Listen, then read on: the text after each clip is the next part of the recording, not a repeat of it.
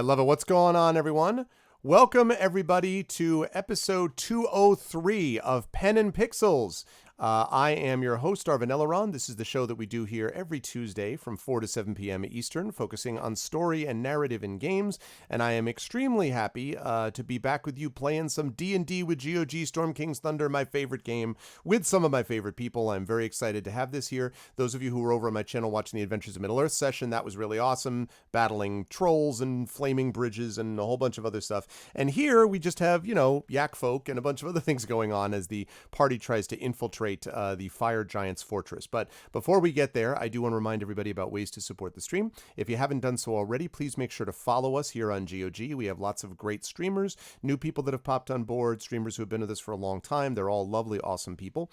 And you can support us all by following us here. You can support us all by subscribing as well, as Echo Alpha has, and many of the rest of you have too, I know. Got lots of awesome emotes for you, and of course, we do get a little bit of the cut from the money of the subscription, so it helps us along as well. So you can support DRM free content and those who stream that DRM free content. And last but certainly not least, of course, you have got the ability to subscribe to us individually as well. So please click forward to each of our individual channels.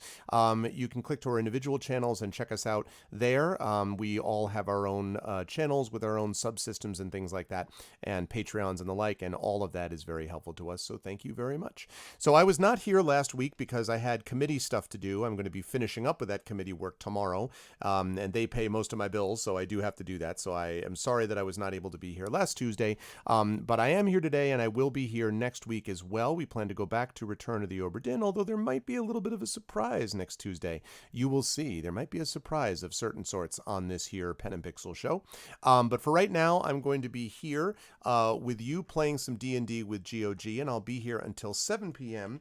Eastern, at which point we will be joining Blackheart, who will be doing some cave diving with Spelunky. So that's what we've got. It's very exciting, very happy about it. It's going to be good times. So welcome everybody who's here. You are all lovely, wonderful people. And I will do this. So we are ready to go. Whoa, the Theory of Gameativity is the shirt that I'm wearing today. Welcome everyone. It's good to see you all. And I hope you folks are looking forward to the awesomeness known as D&D with GOG, Storm King's Thunder.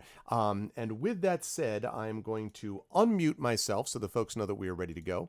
And then I'm going to unmute them so that they are ready to participate. And wait for it. There they are with a lot of dice on the screen. Look at these lovely people. I genuinely really, really enjoy this group a lot, and I have lots of fun with them.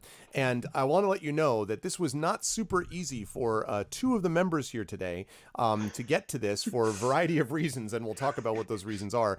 But it just shows you the commitment they have to making sure that they defeat the Yak Folk, because this is Yak Folk's Thunder. No, it's not. It's Storm King's Thunder, but they have to get through these Yak Folk if they want to get into the Fire Giant Fortress, if they want to find the teleportation shell, if they want to use that to get to save King Hecaton, if they want to stop the damn giants from raging across the Sword Coast and being the heroes that they know they can be. And in accordance with that prophecy, I'm going to start by welcoming Pyron Jade, GOG Stream Team Head, an all-around good person, and say, hello, Pyron, how are you? How's life in the universe and everything? And who are you playing today?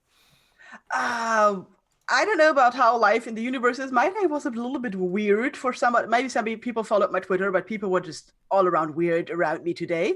But I'm fine. I've like a huge can of tea. Can? Is it a can? What do you call these? Mug? Oh, a kettle. Oh, I was like, well, suddenly she just brings up like a teapot. You basically just have a teapot. Okay. That's peak Britain right there. But it's like made of porcelain, so it's really nice, and it has like lovely tea, and I'm really, really happy. And I'm playing Greta Goldenfire, who's currently asleep. But if when she's not asleep, or maybe even when she's asleep, she's a dwarven cleric of Folders. May light shine on your way. And yeah, maybe it's kind of still trying to find her own place in the life and the universe, because she has been setting things on fire a lot, falling out of great heights a lot, and having a lot of fun with her party. But still, like, I think we're all still on a journey in more than one way. That is very true, and I look forward to seeing more of that journey unfold. Always a pleasure to have Pyron with us. Also, always a pleasure to have the man, the myth, the legend, and the howling wolf, known as Darksaber 2K. I'm just looking at the shirt. With Darksaber 2K, who has joined us again as usual. And again, I will send my shout out to him for doing Mubot and Dashboard for me, because especially today when I ran late on my AME session, I'm like prep, do stuff, things. So I was busy getting this set up. So thank you, Saber. And how is life in the universe with you, sir, and who are you playing? I've been keeping pretty busy with my own channel and work at the moment. I've got so much going on at work. It's nice to have things like this just to get me away from thinking about it. So that's always good. As I was saying before the stream started, I have been pondering my predicament for the last 3 weeks, I think? I think so. 3 weeks? Yeah, where my entire party's asleep. I'm not. We're in a guarded hut. No pressure. And I've really got nothing. So this is going to be some severe Celsig improvising tonight, because, of course, I will be playing Celsig Mauer, halfling extraordinaire and multi-class professional. Escape artist, diplomat, and panicked multitasker. Yeah, the Swiss Army knife of characters will need to be ready to go on this particular one. But always a pleasure. Thank you, Saber. Good to see you. And I look forward to seeing how Celsig does get out of this one. And this brings us to one of the two people that really had to knock themselves out today. And this begins with, oh my God, Memories at 8-Bit just subscribed. 4 years of subscription, 4,000 years of D&D. Oh my gosh! Thank you so much, 8-Bit, for the 47-month resub. What is going on, Memories? Good to see you, man. Thanks, 8-Bit. Hope all's well, dude. Somehow the D&D resubs feel so special every time. I know. Well, listen, everything's better with D&D, like just about anything. 100%. I started to think of things, then I'm like, nah, not late enough to say that, make that joke, so I won't do that. Everything's better with roleplay, right? Yeah, maybe. Critical hit. I'm not even gonna skill checks. Anyway, but I do want to note the fact that Mike Smith is with us. But now his setup. Now he showed it to us before. Let me tell you, it is a deluxe. I mean, there are just multiple. Yeah, yes, exactly. It is tremendous. Capinator just subscribed. What class is Babu playing? Yes, I will talk about Babu. Ooh. Thank you about the resub, Capinator, for the 3 months. We appreciate it very much. Thank you. So Mike gave us the most incredible setup. And Mike, I hoped you could tell us a little bit about the technical sort of situation that the kind of the different things you had to. Now that you're an affluent, man of leisure with your tech job, I wondered if you could tell us all the stuff you worked on to get this functioning. If you could. Yeah, well, so I've hemorrhaged quite a few tech guru points today, I feel, by hammering this together with glue and duct tape. But I am here. So, long story short, TLDR, I don't have a PC at the moment at all. There is no device that I can stream on. So I have it here. As a backup, I have my new Raspberry Pi 4. Don't forget to check out the YouTube channel and also my Twitter stream in order to find out what I'm going to be doing with this very soon. So I'm hopefully going to be making a desktop replacement for myself for my coding and stuff like that. However, all that aside, that all sounds very professional. I'm currently streaming the camera through my mobile phone, which is connected and charging through my gimbal. That's the most professional part of this setup. That is then sat on top of 3 separate board games, 4 technically, one of which includes Tiny Tina's Robot Tea Party. Excellent, definitely not a plug, but excellent board game. Pick it up. And I'm going to be using my character sheet through my 10-year-old tablet. But I'm here. He made it. I mean, this is it's a brave new world. It's the front. It is a brave new world. I'm starting to wonder why I ever needed all of this stuff. I've got my notepad and my pencil. I've got my tablet. I've got a camera. I've got you wonderful people. Why do I ever need anything else? That's it. Bish, bash, bosh. I'm done. I can take this on the road, people. Who are you playing? Who am I playing? That's an excellent question. I'm playing an unconscious Urash, a half-orc barbarian and devout follower of Tempest, who really, really hates the situation that he's in right now, but unfortunately failed his check quite spectacularly and has passed out. So now I'm basically a very heavy lead weight. Yes, he's a rage-filled okay. dreamer, though. Rage-filled That's dreamer. it. Yeah, that's I'm really angry at my dreams. Though. Like I'm super angry. I'm gonna wake up just really, really frustrated. Oh, also, I'm wearing, in honor of the stream, I'm wearing my Dark Souls hoodie because I have a feeling this particular fight is gonna go particularly badly. Outstanding. What do you have, Saber? Show me that shirt again. What is that? It's Artorias and Great Grey Wolf Sith. Ah, okay. Yes. I was wondering what that was. I was like, Glows in the dark too. I saw the wolf Yes, thing. Estes Flask. Oh, We're gonna need nice. that, yeah. On top That's of what I'm everything talking else, about. I left Jolly this out. cooperation. I left this out, but when I was raving about Jedi Fallen Order, it has also got quite a bit of Dark Souls-y inspiration, both in terms of shortcuts and the combat. That's the only part that I don't like, because I don't like Dark Souls, but I know for those of you who do, this is, I mean, it's so good. Anyway, I knew there'd be something we'd disagree on one day. yeah, I know. It's fine. It happens. I understand. But it's always a pleasure to have Mike with us. And yeah, so it's great to have him. And the second person who made every effort to be here is not, in fact, Chai. It is the as yet unborn child who is late, but did so specifically because I had a sit down discussion with Chai's child. And I said, listen, if you could just hold off for about a week so that your mom to be could actually allow us to finish our D&D session for December, that would be great. And the baby was like, the fetus was like, meh, meh, meh, meh. And I took that to mean, but do you mean that I will learn the power of D&D? And I said, yes, you will indeed, unborn child, learn this power. So Tasty Chai is with us, and the baby has not showed up yet, but will soon after this stream, no doubt. So how are you feeling, Chai, and the preparation for the blessed event, and who are you playing today? I know whose fault it is now. Yep. I'm feeling great. That's kind of irritating when you're a week late, but I'm feeling great. Yeah, Babu is still, I guess she's playing a rogue because she's in hiding and has refused to come out. Exactly. Exactly. So that's where we are. I am playing River, a silver dragonborn who has succumbed to the food coma, one would say. She was very eager to eat the food, and now she's asleep, just like everyone else, but will probably be less upset upon waking because she's a little naive, and that's okay. So that's awesome on all counts. Give me 1 second though. I just have to talk amongst yourselves. Let me just talk with my mother-in-law about something very quickly. Be right back. We are not slaves, 8-Bit. We're not slaves yet. We didn't sign anything. Well, I'm not certain. The obligatory I warned you, but would you listen moment. Well, they seem nice. They were people. They gave us food. Slavers. Yeah. Bleeping slavers, man. Yeah. Bleeping slavers. We need to talk to River about some of her, the way she sees the world sometimes. little too trustworthy. Everything is food.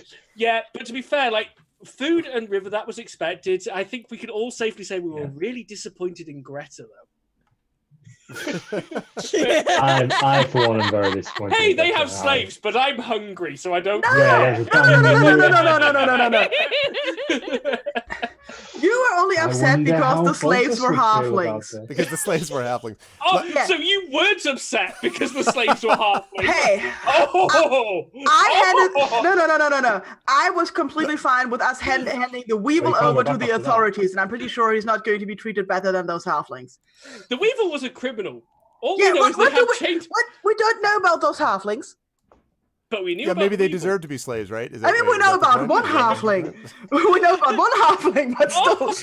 Can I keep digging, Greta? I do want to point out that Greta was very hungry after an experience where she was in this helm where she was speaking to this guy, and she came out of this experience and then felt really hungry. Now, I'm just putting 2 and 2 together here, and I don't have any personal experience with this, but I've heard that there are certain things that could lead you to have certain, let us call them visions, that may lead you to being hungry later on. I've just heard this to be true, and I'm just saying, like, I don't, I mean, I think it's quite... But who are we to judge, right? Like... Pirate's expression. cultures. If that's the case, it's also not my fault that I'm sleeping now. Right. I was That's actually waiting to see, like, why is Arv not on the Pen and Pixel schedule? What happened to him? Like, I don't know. And it's like, he's not here anymore. But anyway, Greta hit the pot while I beat around the bush. No, see, that's not. See, look, 8-bit. All right, you just. Are we still listen. talking about my pot? Yes, we're still talking Let's about talk about the pot. But anyway, let me give the actual summary to what happened, and it was a doozy last session for sure. These folks, of course, and I'm not going to summarize all of what they've been doing, but they have been trying to deal with the threat of the giants to the Sword Coast. I encourage you to go to my website, to my YouTube channel, and look at the Pen and Pixels playlist, which has all of my Pen and Pixels playthroughs, and all you have to do is look for D&D with GOG, and we've been going a long time, actually, with many of the same members of this crew. Chai joined us later, but still has been with us for a long time, and Pyron and Saber and Mike were there from the beginning, and they've gone through a whole lot of stuff, but they are dealing with this situation with the giants and trying to figure out how to stop these giants, and they have discovered that the problem is that the ordning, which is basically the sort of structure that the giants rule their society by, has broken down, and that King Hecaton, who was the giant at the head of this ordning, has disappeared, leading to a power struggle among his daughters. And so the party has decided, through a variety of factors and reasons, that they need to go and actually find King Hecaton, and that once they find him, they can try to restore the ordning, and they can try to figure out a way to kind of get back to what they started with. Thank you, Capinator, for the follow my channel. I appreciate it. And get the giants to basically calm down once they have Hecaton back at the head of the ordning. Only problem with that plan is that nobody knows exactly where Hecaton is. They only know that the only way to get to him is to use one of the teleportation conches, large shell basically, that many of the different giant lords have been given. And so the party was given the location of this particular one, the Fortress of Ironslag, which is run by Duke Zalto, the head of the fire giants. And so the party has decided that they would go there. The party made their way, thanks to the aid of a couple of friends that they found, by ground level, and then got to these stairs that they basically climbed up. They ended up fighting a chimera, no big deal, just like you do, defeated the chimera, and afterwards found that there was this helm, which Greta actually put on and went into, and found that there was someone inside, literally, this great smith that had been there ever since his wife had died, and he had basically missed her terribly, and that he was trying to figure out a way to save her and trying to figure out what he was going to do himself. And so he has agreed to make Greta these incredible gloves, these incredibly powerful gloves that she could then use. And so, taking off the helm, she related this to her not disbelieving, but still perhaps not quite as hungry compatriots. She then, with them, went up the stairs and found themselves on the plateau leading to this fortress of Ironslag, where they met a group of very friendly, very, very tall yak folk creatures, which are basically these, in fact, I may still have a picture. Let me see. Yes, you can see for yourself. These yak folk, which stand on two legs, they're very large, maybe 7 or 8 feet in height at least, with, very gray and brownish fur, and have apparently some kind of a tribal structure. And they were greeted by the chief, Karthakaya, who met them and welcomed them with open arms, which they were happy to be embraced by, all of them, but at least in particular Greta and River were. Urash and Selsig were much more suspicious, but when they were brought to the chief's hut, they found, not just from the food, but maybe a little bit even of the incense there, that they were feeling very, very sleepy go nuts, go tired times, and they ended up drifting off into a pleasant sleep. Urash, who was suspicious all along and did not want to have this happen, nonetheless inhaled, and that was his first problem, and as a consequence fell asleep as well. And so the party was brought down by Chief Karthakaya to this hut, which you can see right here, to this hut where he discovered that they were being guarded. They were apparently being kept prisoner. And on the way in, of course, they had seen that these yak folk also apparently use slaves. In fact, they've even seen some pens where these slaves are being kept, presumably when they're not doing work. They saw some halfling slaves, and they also saw a couple of these moon elves that showed up on occasion, these darker-skinned elves who came in. One of those elves dropped a note, which Selsig was able, the only one who was not fallen asleep, was able to open surreptitiously and discover that it said, essentially, you are in danger, you must run, come find us, signed, and then it had the letter M. And so with that information, with this guard looking at him, the end of our last session concluded with the cry of a halfling from outside somewhere in the hut, and all three of his compatriots sleeping, and one guard, Yakfolk guard, staring right at him. And that is where we begin our session now, as I fire up our music again. That is where we find ourselves right now, which is here with all of the party asleep except for Selsig. And with that, I will hand things back over to him. They're all slumbering away. Selsig, what are you doing? For continuity purposes, I would like to point out that River and Greta do have chalk moustaches as well. Oh, yes, that's right. That he has decided to... I forgot about that. Thank you. Yeah, very that's important. actually very important. That will have a Very, very mechanical important benefit later on. You get advantage at all laugh checks. So that's... Yeah. So, can you just remind us again of the inside of this hut? Yes, so the inside of the hut does not have a whole lot in it, actually. Certainly not in comparison to the big hut you were in that had all of this, like, seats and finery and food and stuff like that. But it does have a censer, which is this, like, hanging lamp, essentially, that is filled with, that is on fire, that is fire coming from it, and which is burning this incense. You have already resisted the impact or the influence of this incense, so you don't need to keep making checks. But there is a lot of smoke in the room, and if you had to guess, this is part of what is keeping your companions' sleepy go times at the moment. So really, there's just the census and nothing else. It's sort of bare apart from that? Yes, fairly bare. Mm-hmm. Okay. I would say and so. If A I little bit of remember right, straw, I should say, maybe here and there on the floor, but that's pretty much it. if I remember right, there's stone with wooden roofs. Was that correct? Yes, that is correct. Although it's Okay. the stone, there's a little bit of that, but it's not like, large. You don't know how well it would work as a projectile, theoretically. That's not even what I was thinking. Okay. I just where we are, what the hut's made of, layout. Yeah, just so I've got a clearer picture again. Okay. Thank you for being extra descriptive for the person who doesn't have the map, by the way. Yes, that's right. I know you don't have access to it, so I will. That's do all that. right. I told you, we're in 5D. Indeed, yeah. Not a lot to describe. So many dimensions. There's one other note I do want to make though about this, which I actually forgot about the first time, which is that there is in here a small, what looks almost like a small, like either a kiln or maybe an oven that seems to be. You don't know what exactly smoke it's shooting out to the outside because all the smoke seems to be inside. But there does seem to be a little bit of a small little oven in the that's sort of near the sensor. You can actually see the chimney going up into the middle of it, and really more of a pipe, if anything, than a chimney. Small, but it does seem to be lit at the moment. Okay. I told you I got nothing, but I'm jealous. Right.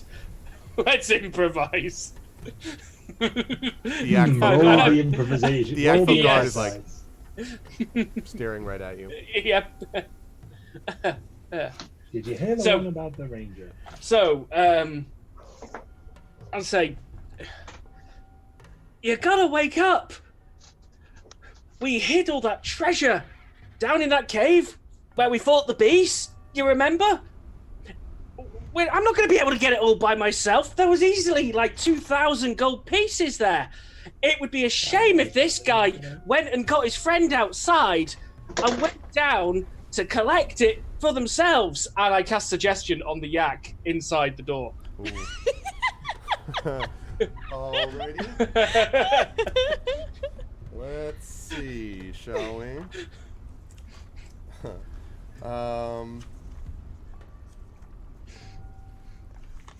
No, not shocking grasp. That would be useful too. It's very shocking. Okay. So, let's see. Worded in such a matter, wisdom saving throw. Okay, so specifically, what have you suggested to it? Because you were talking to someone else. So when you sort of turn to speak to it, what have you suggested? I'm suggesting he gets his friend to search for 2,000 gold down in the Chimera Cave, basically. Okay. What is the DC I'm trying to beat for you? Right, 13. Okay, so he sort of his arms cross and he's kind of staring at you, and then he kind of walks up to you, his expression baleful, and he kind of sort of leans over you, and you sort of look with fascination into his yellowish eyes, and his breath, which stinks, kind of just, washes over you, and then he says, "Where is this treasure?" We hid it in his cave. It was dark. I don't remember exactly. Near the entrance. What cave? The... I'm going to think very carefully now. About halfway down. Cave. Lots of bones. And he sort of thinks and then says, "Change creature. You find cave of change creature?" Yes. We defeat change creature. And he kind of like backs. What? Oh, it's there. You'll find it. Dead. I run over to Urash and I rummage for the trophy that he pulled from it. Okay. And you pull forth. It was one of the teeth, right? Yes. I think? Oh, many things. Teeth, Okay. scales. So you An pull eye, I forth think. one of those things and show it to him, and the yak folk kind of like looks at it, and then his eyes widen a bit. You stay here. And he turns and leaves. I would like to sneak up to the door and see if how it goes with convincing his friend, Make a who stealth I check can't for me, cast please. suggestion on. Okay.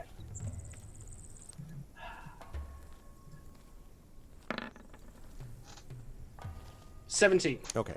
That works since they're not actually expecting that you're going to be doing that. So you just kind of sneak. Are you listening or watching? Like, are you Trying just to listen as well. Okay. So you're listening and you hear sort of him kind of in lower, and it's this kind of, and it's like sounds like kind of like something coughing and hacking up a lung, and then you realize that it's got to actually be language of some kind. And then the other one,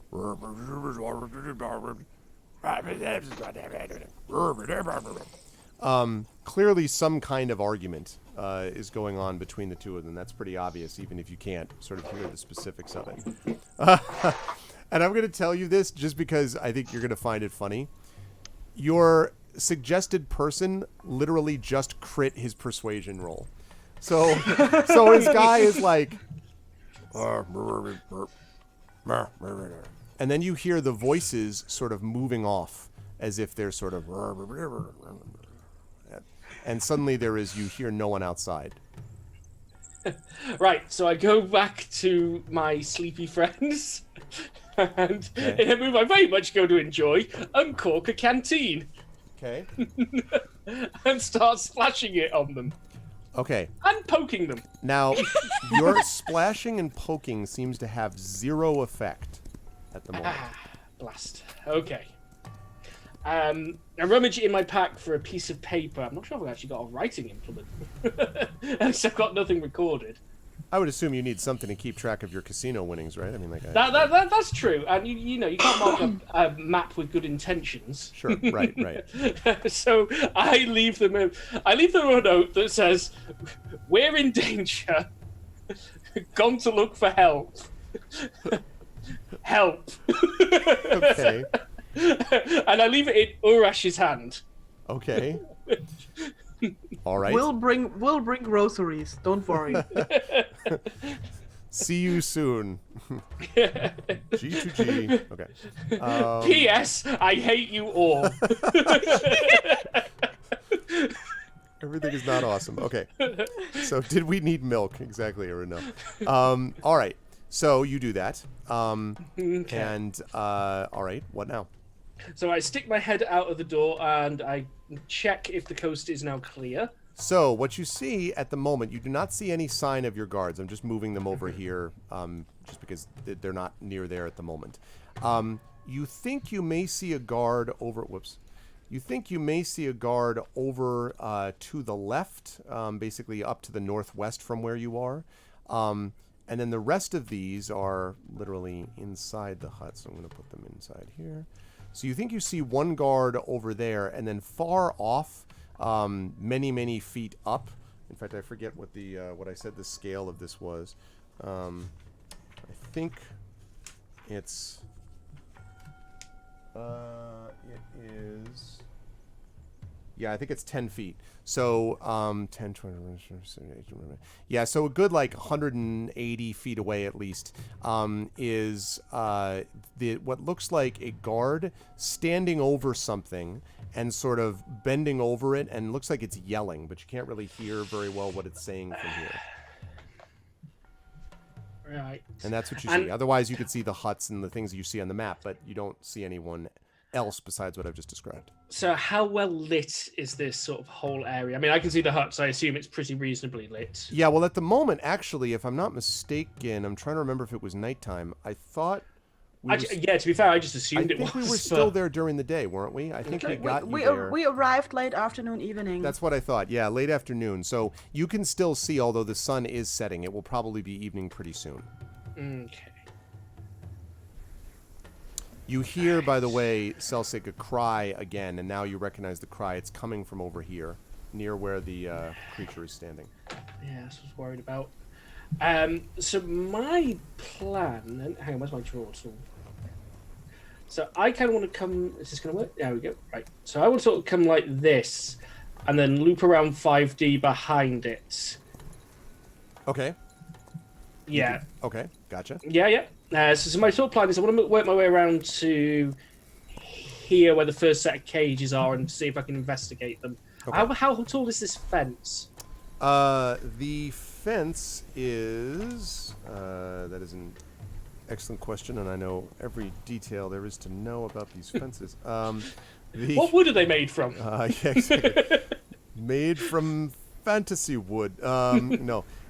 So this thing is, the fence is probably about, I would say this is about maybe 7 feet, 7 feet tall. Definitely taller than what would normally be required to keep, let us say, barnyard animals in. But yeah, probably about 7 feet tall. Okay. And I'm guessing it's sort of like wood. There's no gaps in it. It's sort of a solid log construction. No, there are logs that you can see there, but there actually are some gaps that you can see, not large enough to sneak through, but it's sort of like an uneven, like you can see through, gaps in the wood and so forth. So I'll look through the gaps in that case. Okay, so if you're going to go around and do this, one note I have to ask though, when you leave the hut, it's very important. Do you leave the door open or the side open? I leave the door shut. Okay.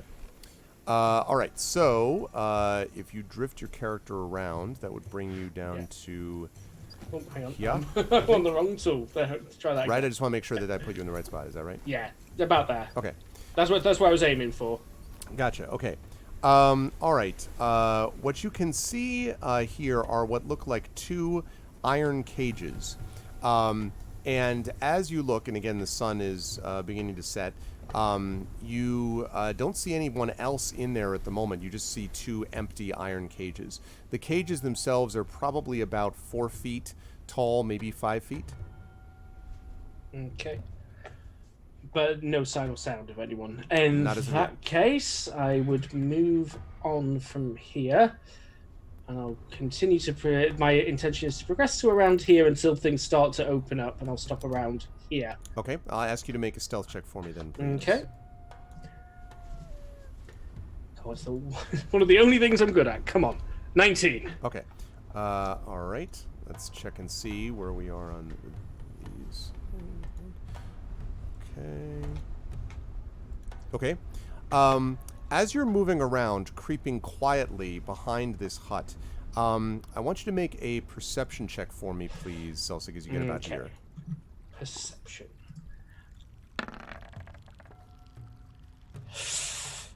No, halfling luck. That's right. You don't need to keep the ones. Yeah, I can re-roll any failed check or save. So, if it's a crit fail, anyway. 12. Okay. So you hear what sounds like... Let's see if I can... No, yeah, actually, that would probably work. I'm gonna give you that. This is high quality sound work, all right, people. High quality sound work here. So you hear. It sounds like almost like something scraping a floor or maybe sweeping it. This is just a high quality stream all around. Really. I mean, thank you. I do what I can. I'm trying to help you out there, Mike. So, yeah, you hear this kind of like, you find out I keep a toilet paper roll? I do. This is my tissues. I'm out of tissues. I had a cold a couple weeks ago. I was just, I do it too. It's not weird. All right, good. Plus, afterwards, I can, look through it. I can play with my son by speaking to it. It's great. It's fun for the whole family. Anyway, so you hear this, what sounds like sweeping sound, and as you pass behind it, Celsig, the sweeping sound suddenly stops. Oh dear. Mind you, the Yaks wouldn't do their own sweeping. We've established that, filthy slavers. And in the end, we find out they run the world's worst summer camp. The worst. Camp 18 to 100, because that's how old you'll be when you leave. Mm-hmm. Welcome to Camp Enslavement. You'll never want to leave. Okay. So, I mean, if I look around the edge of the hut, I'm trying to establish where the door is right now, because going round to where the 5E is on the hut itself can put me in line of sight of the guard. That is unfortunately where the door is. Yes. Trying to be a bit cautious about that right now. Unfortunately, that is where the door is. Very similar to, it's actually right where that 5E is. Yeah. Okay. Now, let me just check my bag of tricks, because I never leave home without it. What do we got? Oops. Okay, I'll put that in chat. Never mind. I didn't want to check that. No, that's not going to be no good. Range is far too limited. I'll try and edge my way around there. I mean, he's guarding. He might not be looking my direction. Plus, it's a very long way away, and I'm very, very small. Okay, so you're gonna go where? So where you want to position yourself? So the idea is I'm gonna hang on. Because basically the spot where you'll be exposed is basically right where I'm pinging, like in those two squares. Once you get past that, you'd be out of his line of sight. Yeah. So if you cut up here, I would say, I guess you would be in line of sight right around here. But line of sight doesn't mean he can spot me. I am very sneaky. No, I mean, there's no doubt about that. I do not deny it. So what I'd like to do is just flattened against the wall now and just basically keeping an eye on him, and I'm whenever he's sort of not looking, I'll start moving, and whenever he sort of looks like he's looking in my direction, I will carry on moving. The usual his vision's based on movement kind of behavior. All right, I'm going to need you to make a stealth check there, please. Yep. I had no doubt about that. Okay, come on. Okay. 22. He does not look in your direction, and you make your way around to, and there is indeed a door, just like the door on the opposite hut. Okay, so I'd like to try and listen at the door before I do anything further. Go ahead and make a perception check for me, please. Okay.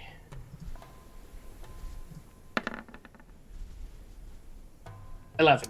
So you hear you hear again the sweeping seems to have started again, but you also hear what sounds like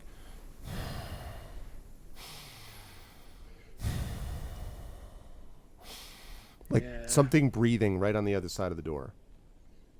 Yeah. And let's abandon this idea for the time being. Okay. I'm struck by a sudden sense of urgent self-preservation.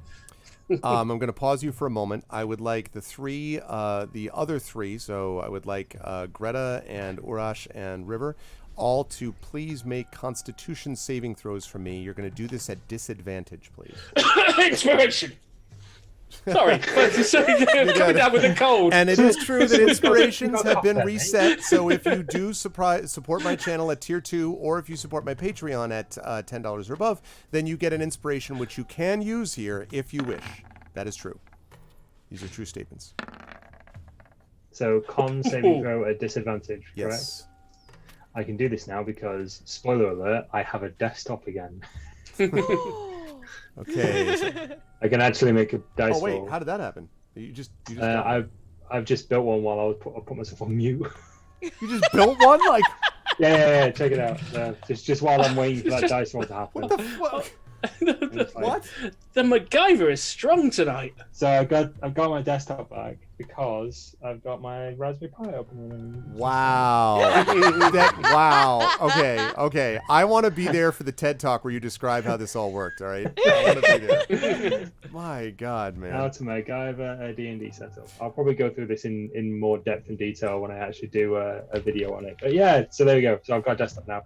I've got a con save of 9, which is probably not going to do it. Okay, so Lone Wolf has just inspired somebody, and no memories, Nate, but you cannot inspire everyone for free. You're awesome. Do your best. Always do your best. I feel inspired. I feel inspired as well. I'm sure. Yes, I'm very inspired. Lone Wolf, who are you inspiring? You're inspiring Selsig. Ah, I see. All right, Me? so Selsig has Okay. inspiration. That makes sense. So you have inspiration, and I need to note that on my end. So I've got to... So remember, Lone Wolf, I'm going to remove your inspiration on my channel from that you've used for this month. Thank you for the inspiration. Pull from this month's. So just to be clear, because I haven't been inspired in quite some time, that lets me re-roll my next action regardless of the outcome, doesn't it? Even if it doesn't have to be a crit fail, it can still be an unfavorable outcome. Not quite. It means that you roll whatever on a check, an ability check, a saving throw, an attack. You roll twice and take the higher of the two results. Right, yes. So Thank it's you. sort of like that, but not exactly. Okay. Now, so thank you. You are now inspired. So of the people that we've got here, so let's see. So River's got a 13 and a 19. So disadvantage, that means 13. You remain sleepy times, River. Okay. Greta has a 10 and a 21, which means a 10. You also remain sleepy times. And Urash is continuing to enjoy his long winter's nap with a 9. So they all continue to sleep. We return to the awake member of the party, and that is, of course, Selsig. Okay. Well, Greta might have heals if she were awake. But at the moment, she is sleeping. I mean, the party can be happy to tell me what kind of dreams they're having. You know, I mean, like I'm definitely happy to discuss that. Gigantic hams. Big, juicy hams. Big juicy hams. You're talking like Captain Caveman like hands. I am, yes. Oh man. Oh, okay. So the next save, Arudinel has inspired Greta. So for the next save, Greta will have that inspiration. Thank you, Arudinel. How does inspiration work against disadvantage? It cancels it out, so it means that you will then just have a normal roll instead of being at disadvantage.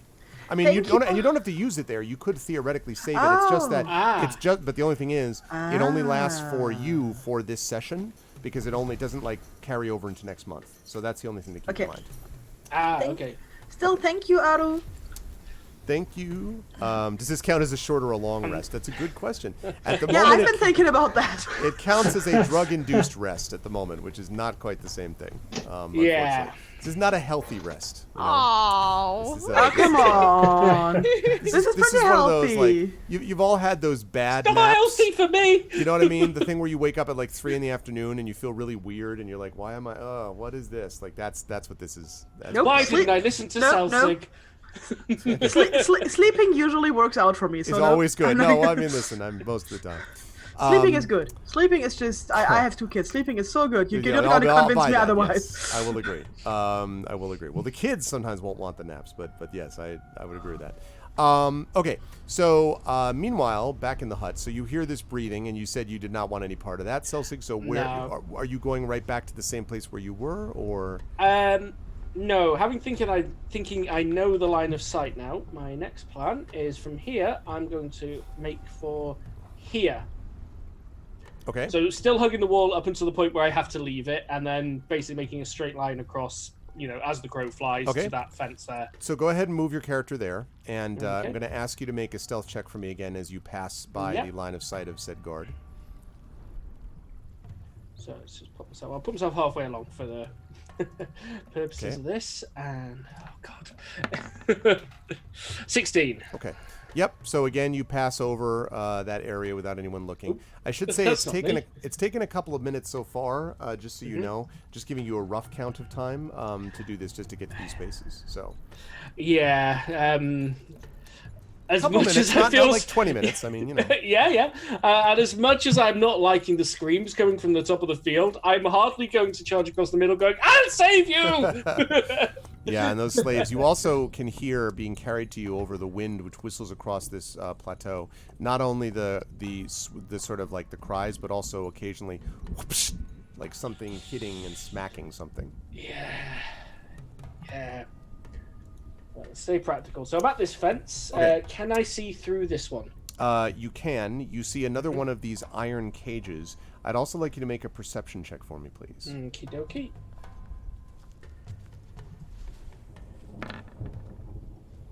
Halfling luck. Man, because you get a 2, that doesn't help, right? But 26, yes, you hear all. Yep. So you hear the sound of, it's kind of muffled, but you hear the sound of like something talking, and every so often you hear coming from the building, but it sounds like something balking or squawking, but you also hear it mixed with something snorting or like rooting in the ground, and so those things are muffled, but you hear both of those sounds coming from the building. Yeah. So I'm not really going to go and try and draw attention from the building, but I do want to attempt. I'm going to try and climb the fence right now. Okay. I will ask you to Only let's see. 2.5 Celsius. Be aware that the top of the logs that make up this fence are sharpened. I thought they might be. Yeah. Now that I'll be doesn't very mean careful. Yeah, okay, that's fine. So I'm going to need you to make a dexterity check. I'll take acrobatics here to get over. And then, oh my god, we got another peripheral mic. Just subscribe for 13 months. Thank you, peripheral mic. You're not peripheral to our hearts. Thank you so much. We appreciate it very much. That's the 3rd sub we've had today, folks. It's good stuff so far in this channel, in the D&D streams. Okay. 12. So I'm going to say that that allows you to get over, but as you get over, you do kind of like kind of don't get all the way over, and the top thing does pierce your skin a little bit.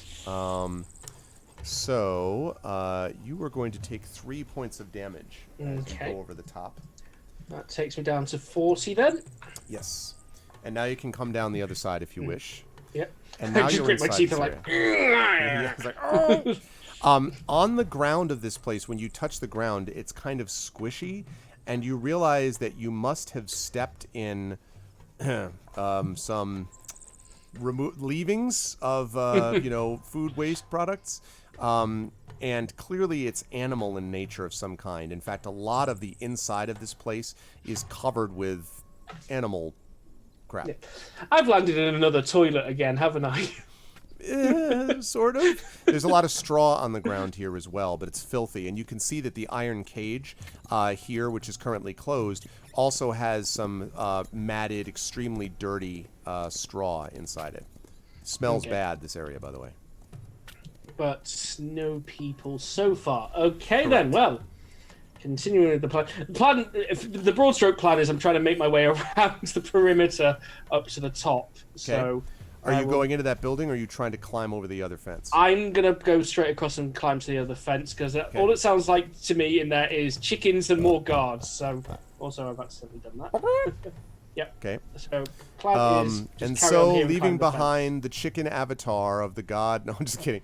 I'm just totally joking. All right. So go ahead and make another acrobatics check for me. Okay. And rest of the party, get ready because I'm coming back to you in a minute. 12 again. Dexterity or acrobatics? Did you want? It's the same either way. Oh, it to be doesn't fair, matter. I just clicked. Same deal then. So you get across, and again, this time it does 4 points of damage as this thing pierces you again. Like, oh, son of a exact spot. Yeah, pretty much. Yeah, it goes into the exact same wounds. Like, oh man. Thank you for the follow, Hit Ron Vice. Welcome to GOG. Okay, so you get to the other side, and as you get down to the other side, you can now see the other buildings in front of you. While you are doing this, I'm going to jump back over and ask the party to make saves again, Constitution saves. Again, this is a disadvantage unless you want to use an inspiration, which you may have recently been given. Get ready to fail your roll again. You don't know that. It might be fine. Well, we have a strong sense. Listen, one of your party members just built a computer in 5 minutes. I think you can do anything you want, you know? Like, from a couple of paper clips and a AA battery. I didn't realize that we were playing MacGyver. Hey, listen. Going to build a B-1 bomber out of a paperclip. Okay. Yes! Wow, look at that con save. I'm not using inspiration. I'm just using the disadvantage. Okay, so... Bloody hell, then! All right, so River is still well asleep. Urash, although mad, is still asleep. But Greta, you come out of a uncomfortable sleep in which you are sort of... the dream almost seems as if you were having a debate with your god. Fautus is sort of...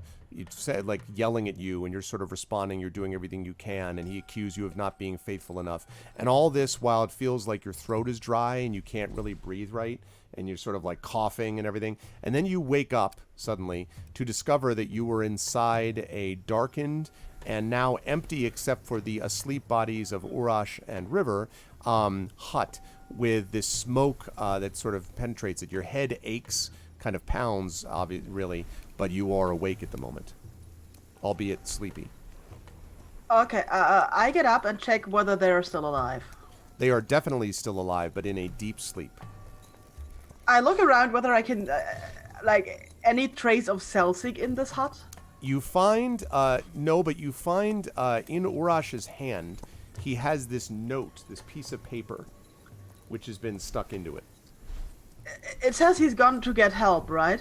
I believe it says, gone to get help, and didn't he say something else, like... Help? Gone, yeah, I'll be Gone back. to help, I hate you all. Yeah, he said, I hate you all, right, I hate you all. Signed, Pretty Celsic. much. The door is closed, right? So... The door is Okay. closed. But there's no Okay, guard here or anything else, just the other two. I also carefully shake Mike and Urash and River. Does nothing. Okay, let's see. But I think I did not prepare this spell this time because we never needed it before. Nope, not looking good. What kind of they took my weapons. Do I have any other of my stuff still? You have neither your backpack nor your weapons at the moment. You are still wearing any armor that you had on. Well, that's something at least. Okay. Okay, yeah, so it says it right. The note says, gone to get help, and then P.S., I hate you all. Yeah. Okay, yeah, good. I guess Celsic is alright. I look in confusion at River's new mustache. Mm-hmm. Yeah, it looks weird. It's fetching. It's fetching. Or fetching. Mm-hmm. I go over to the door and try to open it stealthily and peek outside like I've seen Celtic do things stealthily. Make a stealth check for me, please. Oh, come on! Just why? I'd like to do this stealthily. So I feel completely inspired. So you come over. Do you want to? Okay, now technically you should be using this roll. No, initially, it's fine. right? No. Okay, I'm using this. So I'm over. taking this. So you come over to the And I door and you're like, look, wow! Like you kind of throw it open and like, you know, where's hello my world. friend? So you look. So the door goes flying open. Now there's good news and bad news. Which do you want first? The good news. I Okay. take the good news first. The good news is that when you just, this door flies open, you immediately feel better. The air inside rushes in, and Okay. it's almost as if your head clears. The bad news is that you're, this sort of thing, like like from the beginning of The Lion King, like ha-di-da-ya, like you're screaming at the top of your lungs. This guy over here, this Yakfolk guard, looks and stares right at you, and you're just standing you know what? You know what I'm screaming? What? Because I said I'm doing this like Celtic. I'm screaming stealth. Okay, so he just stares at you and his eyes widen. So which guy? This guy right over here. That one over there. Well, he's quite far away. Okay. Okay, let's see what he does. Okay. There's so much flammable material here. Let's see what he does.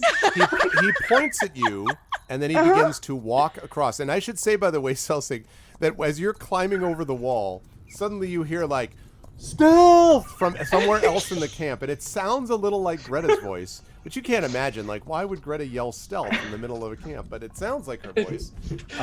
My reaction right now. It's like, I try so hard with these people. Yeah, there's not enough fail for that fish. Okay, so he's walking towards you quickly. Okay. Let's. So the center hut was the most important hut, right? That was the plate. Yeah, that's the only one that you've ever been. Depends in, on what Greta defines as most important, I would say. Well, okay. Fireball. Whoa. Well, all right. It's going down.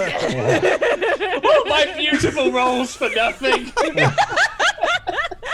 All right, time to play this one. Nothing says you have to stay with the party cells. Like, you just climb the wall. You're like, I'm out. Like, see ya. The Giants win. I've established I can fly. I jump off the mountain. I regret nothing. It was over the moment I said stealth. It was just like. Oh man. Okay, so. Okay, let's see. But it's a small one. It's a level 3 fireball. It's a small one. Oh my god, All right. Here's my double fistful of dice for the small one. Yeah, exactly. Yeah. It's a small explosion. So I'm shooting a 25 damage fireball at the hut. Okay. Oh, I'm sorry. At the what now? At the hut or the guy? At the hut number 8. Oh, oh my god. When the DM goes at the what now, you know things are going to get interesting. Okay, you're firing it at the hut. All right, let's see. Hut number 8, please. Hut number 8. I'd like to incinerate Number 8, extra please. crispy. Yeah, I'd like a Well number done, 8. yes. Very well done. I'm opening hut number 8 now, and I will see what comes running out. It's like a really high-stakes advent calendar. Let's see what happens when you open number 8. Oh, look, it's not a nice barnyard animal. It's the yak. Can I quickly react with a minor illusion while she's doing this? You don't even know this is happening. I'm pretty sure I'll notice a hut exploding. Well, yeah, okay. When this hut explodes, we'll talk about that. Okay. Yeah. How low is your perception? I mean, so. Oh my This is that god. moment in all those stealth video games, all those stealth sections of video games that we play. This is that moment where you know you've gone loud and you didn't mean to, and you're just like, well, screw it, shoot the red barrel. I brought the machine gun anyway. Yeah, exactly, Oh, I've right? got a second one of those, so still. Well, I'll tell you what. So when you hit, okay, so here's the thing about these huts. So the huts themselves, as I look to make sure about these things, the huts themselves have these sort of thick wooden. They are made of wood, and they seem to be sort of this thick wood. And so your fireball shoots out. And Well, but they have thatch roofs, right? I was trying to find that myself. I thought you said they did, but I don't Yeah. I think they probably do. Yeah. Yeah. Well, So- one has not in a moment, but They still. hit the ground. So this thing streaks out, hits the wall, does 25 points of damage.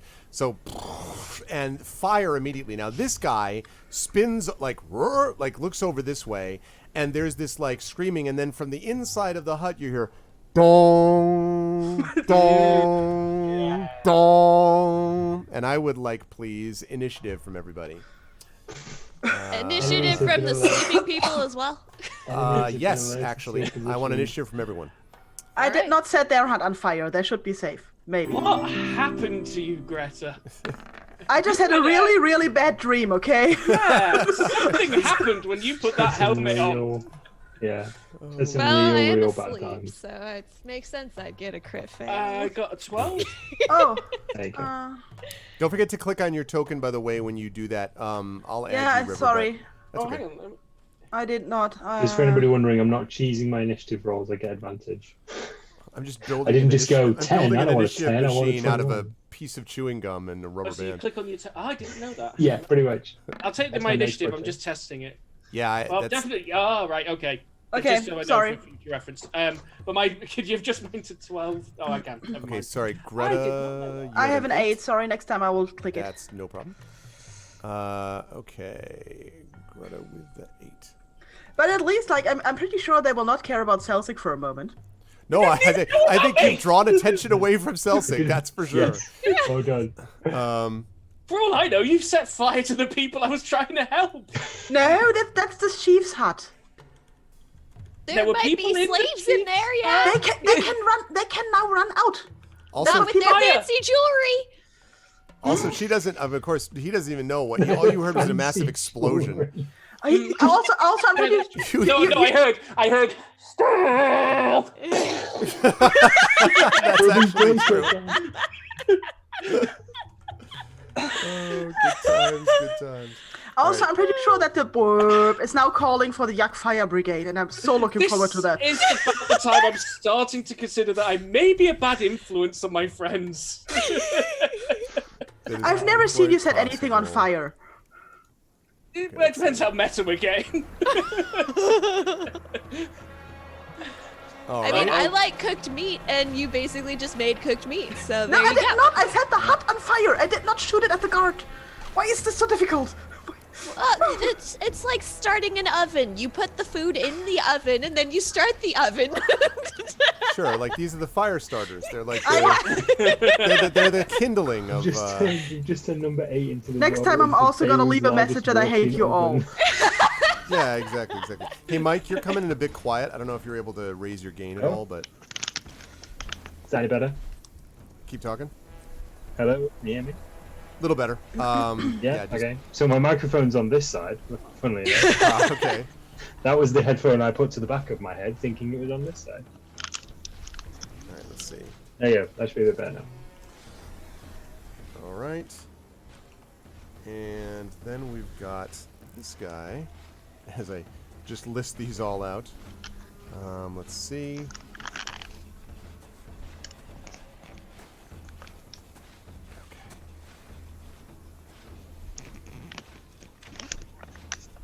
And this guy.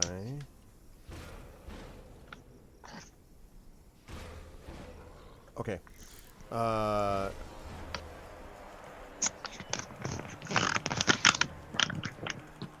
Okay, he's got Greta that. started the fire. It was always burning since. Yeah. Okay, and The roof. There we it's on go. fire. That's good stuff. Okay. Right. So let's see. Now that I did all that, I can actually find out what the rolls were. So we're talking about. Okay. All right. And I wonder if we all fall asleep if I set the wheat fields on fire. What way is the wind coming? sweeping towards you at the moment. Oh, that's good. Okay. Let's see. Put that there, and then we'll do there. Good. Okay. Sounds like a plan. All right. We're going to start out then with. We will start out with Urash, who apparently. Wait. Did you roll a 10 or a 21? What is that? I get advantage, so I rolled twice. 21, That's okay. the highest. So yes, so Urash, I'm going to give you an opportunity here to make a Constitution saving throw again. You'll be doing How this at exciting! disadvantage. Another saving throw. I can Now, fail. actually, I have a question because she's currently standing in the door, so you're not going to do this at disadvantage. At the moment, Greta is standing there with the door open, so you Okay. are going to be doing this just at a regular amount. Well, that doesn't matter. It's Yeah, fine. you're like so enraged at my dream. You are still sleepy. I'm a glorious dream. That's fine. I'm fine with it. It's a good dream. Okay, that leads us to Selsig, who is up next. Okay, so they don't know about me, but I'm going to cast a minor illusion. Hang on, where's the ping tool? I've lost it. Ah, there we go. So I want to cast a minor illusion around here, right at the wall's edge. Okay. And I'd like to set it, since I can set it to play various sounds at various intervals. Every few seconds, a louder or quieter dragon noise, like a dragon roar, to make it sound like there's a dragon flying around. Okay. So you're going to basically record the dragon. All right. Yeah. I know what a dragon sounds like. We've met a couple. Mm-hmm. All right. So there we go. Good. All right. So you set that there. But actually, no, and you can do that. What's the range on the minor illusion? I think it's 30 feet. So it may have to be a bit nearer. Yeah, it'd have to be like right about here, unless you try to climb back up then. No, that's fine. By the wall is the basic intention, so... Got it. Okay. Can we see the players on the map? Oh, yes, sorry. I do have you a bit too zoomed in. I apologize. Thank you, Echo. There we go. I'll try to move the this initiative roller as well. Actually, I think, you know, for right now, we're going to put that like that, and we're going to put this up here. So now you can see where everything is. There we go. Thank you, Echo. All right. Okay, so you do that, and then you're going to stay where you are, Selsig, or are you going to move? I'm going to at least move to the edge of the hut. So, hang on. Damn it. Trying to get fancy with these tools, right.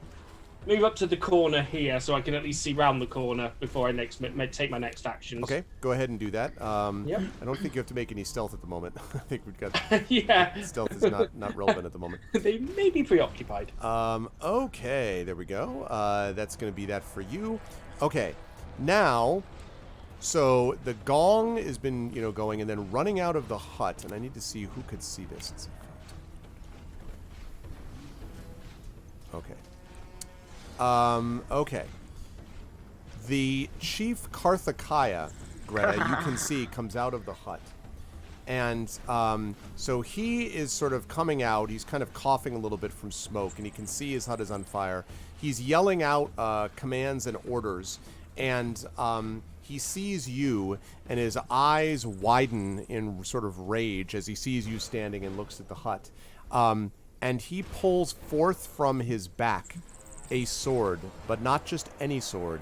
As he draws his sword forth, his sword bursts into flames, and he's holding this sword with fire on it. As he looks at you and points it at you and bellows like this, and there's this terrifying, like, sort of yak bleat scream roar that echoes over the gong, gong, gong that's going as people are coming from this. Okay, so he is making his way towards you. That's as far as he's going to get this turn. Now the other ones go. Okay, so emerging from the hut are two other yak folk, but these are dressed differently. They are dressed in some kind of robes of some kind. Let's see. They are sort of standing there, and you can see... Coughing a little bit, blah, blah, blah, blah, blah. All right. And you can see, as I'm looking at this, yes, there we go. Okay. You can see, both of them see you. One of them... one of them kind of starts moving their hands around, and both of these two begin to chant something. You don't know what, but they're chanting something which sounds either magical or religious in nature, Greta. It's hard to hear them over the clanging, but they're doing something like that. These two. This one is going to come running towards you at full speed, and brings his great sword, which is not on fire, it's just a great sword, down upon you. Mm-hmm. Or tries to. And let's see, we've got a... Well, that's going to be a 25. Oh, that hits. And a 17. Okay. I need to calculate. Oh, God. 1 moment. I need to. I'm a bit tired. Minus 17. Okay. So that also hits? Oh no, 17 does not hit. Sorry, not I hit, okay. thought it was You the said damage. okay. I was, I'm like, it depends. No, Who's it okay for? No, I thought it was the damage. I was starting to calculate the damage. No. It's Sorry. not damage. Nope. Okay. Okay, so let's see. It needs to be higher than my armor class, right? Because I have 17. Right now, well, without my technically shield. a tie will hit it. Then it will hit. Then I've got 17 without my shield because I assumed they took my shield. No, you do have your shield with you. They left it on the ground, so you just don't have your weapons or backpack. Okay. Then it does not hit. Sorry, I calculated without shield because. Okay, sorry for clarification. Do I still have my equipment since I didn't fall unconscious? It wasn't specified. Correct. That You do not have anything. you do have your equipment. Okay. They do not. Okay, thanks. Except for their armor, which I talked about. Okay. Okay. So that first one that does hit you, though, the first one that we agreed hits you regardless, hits you for a lot, Greta. 25 points of damage as this sword comes down with incredible force and kind of like almost like shivers through you. Like you kind of try to deflect it, but it still slices into your shoulder. So you take a lot of damage. It almost seems supernatural to you how strong that hit. Okay. Noted. Okay. Alrighty. That is going to be that guy. And then you hear sort of yelling, and you can see that another one of these is coming down here and coming from the gates. There are two more, including both sheepish-looking guards who are running down. Okay. Alright, that's it for now. Greta, it's your turn. You are facing a very angry, powerful Yak Folk warrior, and there's a bunch of other stuff. The hut is on fire, the far hut, the big hut. Good. Hadouken! I still have my sleeping companions behind me in the hut, so I need to figure something out. The squares, how big are the squares on the map? Squares are, I believe, 10 feet each, either 10 or 5. Let me double check. Hold on. Okay, because that makes it different when I want to calculate 60 feet. I think I said it was 10, but I want to make sure. Let's see. Too much material. Right. This thing has got to be. There we go. There's that. It is.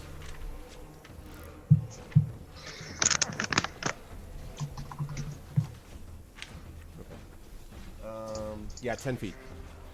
10 feet, so 6 squares would be 60 feet. Let me see. Not good, so maybe if I put it here. Hey, Takanjia. I'm a bit afraid to set the other slave hut on fire. So let's maybe go for a guardian instead. I'm going to put a guardian of faith next to the guy who is fighting with me. Okay. I'm gonna like put a colorful dot there or something. Sounds good. Thank you for the raid, Braxton Wise. Welcome, everybody. Welcome. Like in this square should be next to him, right? Yes, that would be next to him. And remind us what the Guardian of Faith does. It's like tower defense. It's a big guardian guy with a sword who attacks every hostile creature within 10 feet, so all the squares around him. Okay. And then they get a dexterity saving throw, and if not, they take 20 radiant damage. Okay, immediately upon his arrival to begin with, right? Occupies the guardian occupies the space, is interesting, blah blah blah blah. You can see. It doesn't say. Okay, I'm going to assume that it does. So when he pops up, he does actually make his saving throw. You said dexterity save, right? Yeah, it's a dexterity saving throw. Yeah, he does. The difficulty. He rolled should be my spell save DC, I guess. Yeah, he rolled a 20 on this one, so. Yeah, that's higher than mine. But so still, if somebody wants to get into this hut, it's going to be a lot harder. Yes, absolutely. And he is not pleased at having this other thing right there. I would agree with that. It also looks scary. So. Oh yeah, it looks freaky. So are you staying? Are you going to try to withdraw back into the hut? Or are you going to stay in the hut's door? What are you going to do with that? Nah, I'm not gonna take a. If I move, he will hit me again. So If you disengage by 5 feet, he won't. If you just go like, so in other words, you could go back into the hut with the door closed, but I mean that's only 5 feet, obviously. So I could disengage and close the door on him, and he would not hit me. you could disengage, but the door doesn't really lock though. So you could disengage and close the door, so he could come through it next turn. But it might theoretically protect you from line of sight of everything else that's outside of it, But maybe you want to see things coming from Let's do this. outside, too, I'm gonna do that. I'm gonna step back and have the guardian. The guardian can stay for up to 8 hours or up to a certain amount of damage that I will have to look up. So it's there for a while. Okay. All right. Until 8 hours or until it has dealt 60 damage. Until it has dealt 60 damage. Okay. Yes. How much damage does it take? Like, can it? It doesn't. It doesn't. It just sits there. Okay. It's a spectral guardian.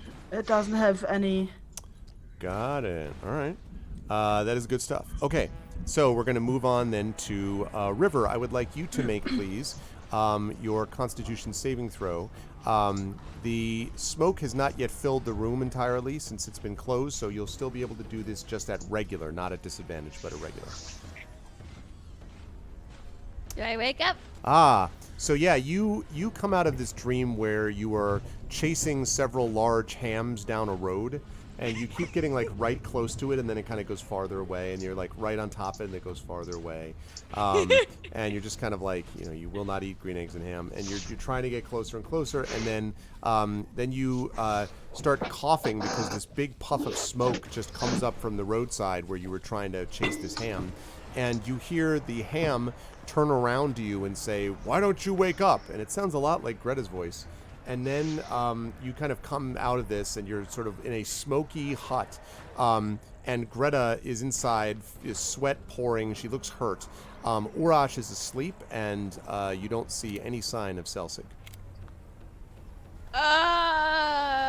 Okay. Can I do something, or is that it was the You can roll... stand, and you won't be able to move, but other than Okay. to stand. But you could stand and do something from the standing position if you wish. Where's the incense? In the center of the room, literally hanging above you about a foot maybe, from this swinging censer that is letting out this smoke. Okay, so can I'll stand up.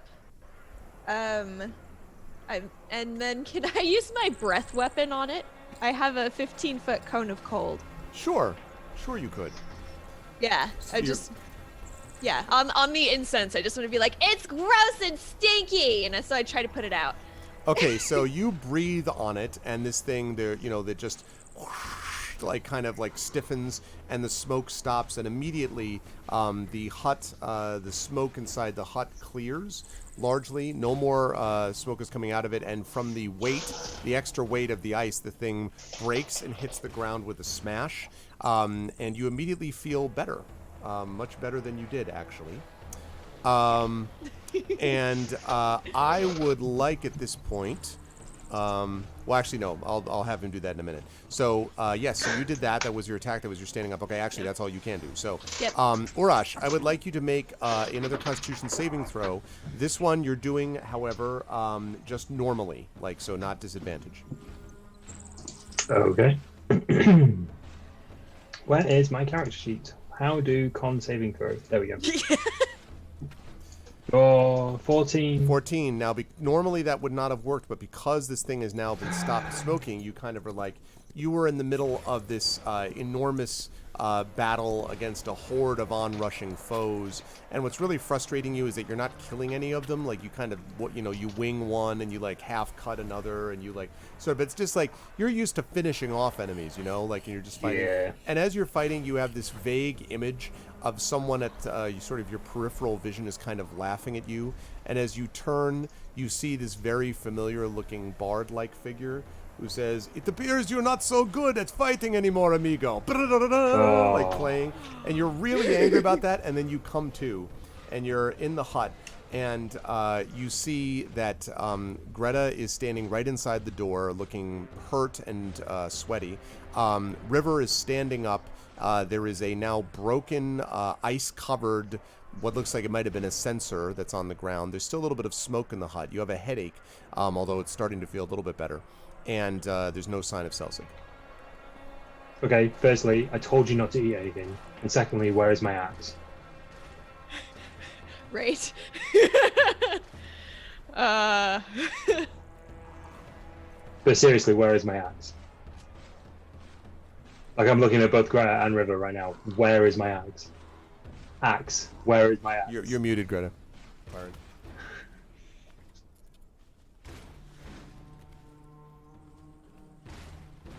I don't know. I had a bad dream and I set things on fire. We're in a fight now. Could you just punch somebody or something?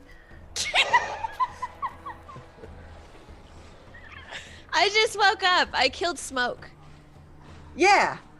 You killed Smoke. Brilliant. So, Urash, I want to note one other thing for you. You have this very strange feeling. Your hands are shaking, and your body is almost shaking, and you have this very odd feeling of feeling in. I mean, you often feel angry as a barbarian, but this feels different. You feel enraged at your friends. You feel enraged at things around you. You feel this sense of loss. This headache kind of pounds. But through all of that, there also is this strange mixed feeling of lightness, as if you're angry and you want your axe and you're angry at everyone, but you also feel slightly more like less burdened than you had been somehow. Maybe it's just because you're not carrying your equipment, so maybe it's just lighter. You know, you just have less to carry. Maybe it's physically lighter. But it's a weird combination of feelings. So currently, I have no weapons. Correct? I have That is no correct. weapon whatsoever. Okay. Is there anything around me I could use as a weapon? Anything sharp? The only things that are in the hut at the moment are the thing that's on the ground that has ice covering it, which is that sensor thing, which is like, I don't know, it's like a bowl almost that hangs from the ceiling normally. There is a small little, what looks like a kiln or maybe an oven of some sort, which is over on the end, sort of the side of the hut, which seems to be lit at the moment. Okay. How big is the bowl? The sensor? Are we talking like grand chandelier, or are we talking like basically the latter, large flail? Yeah, the latter. Yes, exactly. And you could theoretically pick it up. It's really heavy because of the ice that's on it, but you could theoretically pick it up. Is it attached to a chain? Yes. Is there enough of a chain for me to pick it up? Yes. Okay, cool. I'm going to pick that up and I'm going to... Wait, is the door closed or open? Closed at the moment. Okay, cool. If I can, I want to pick that up, march towards the door, muttering, I told you not to eat anything. You should have listened to me. And just kick the door open. Okay. Makeshift flail in hand. Okay. Oh, and I'd like to rage. I was assuming that was already in place. As I kick the door, I kick it as hard as I can. You hear a grunt, and as you kick it open, you see that your door has hit something. On the other side, you see this yak folk guard who has stumbled back a couple of steps and seems to be trying to recover its breath. You also see to the right this spectral creature that's sort of shifting with a great hammer, which is sort of looks like it's ready to attack the yak folk that you see. You've seen that one before.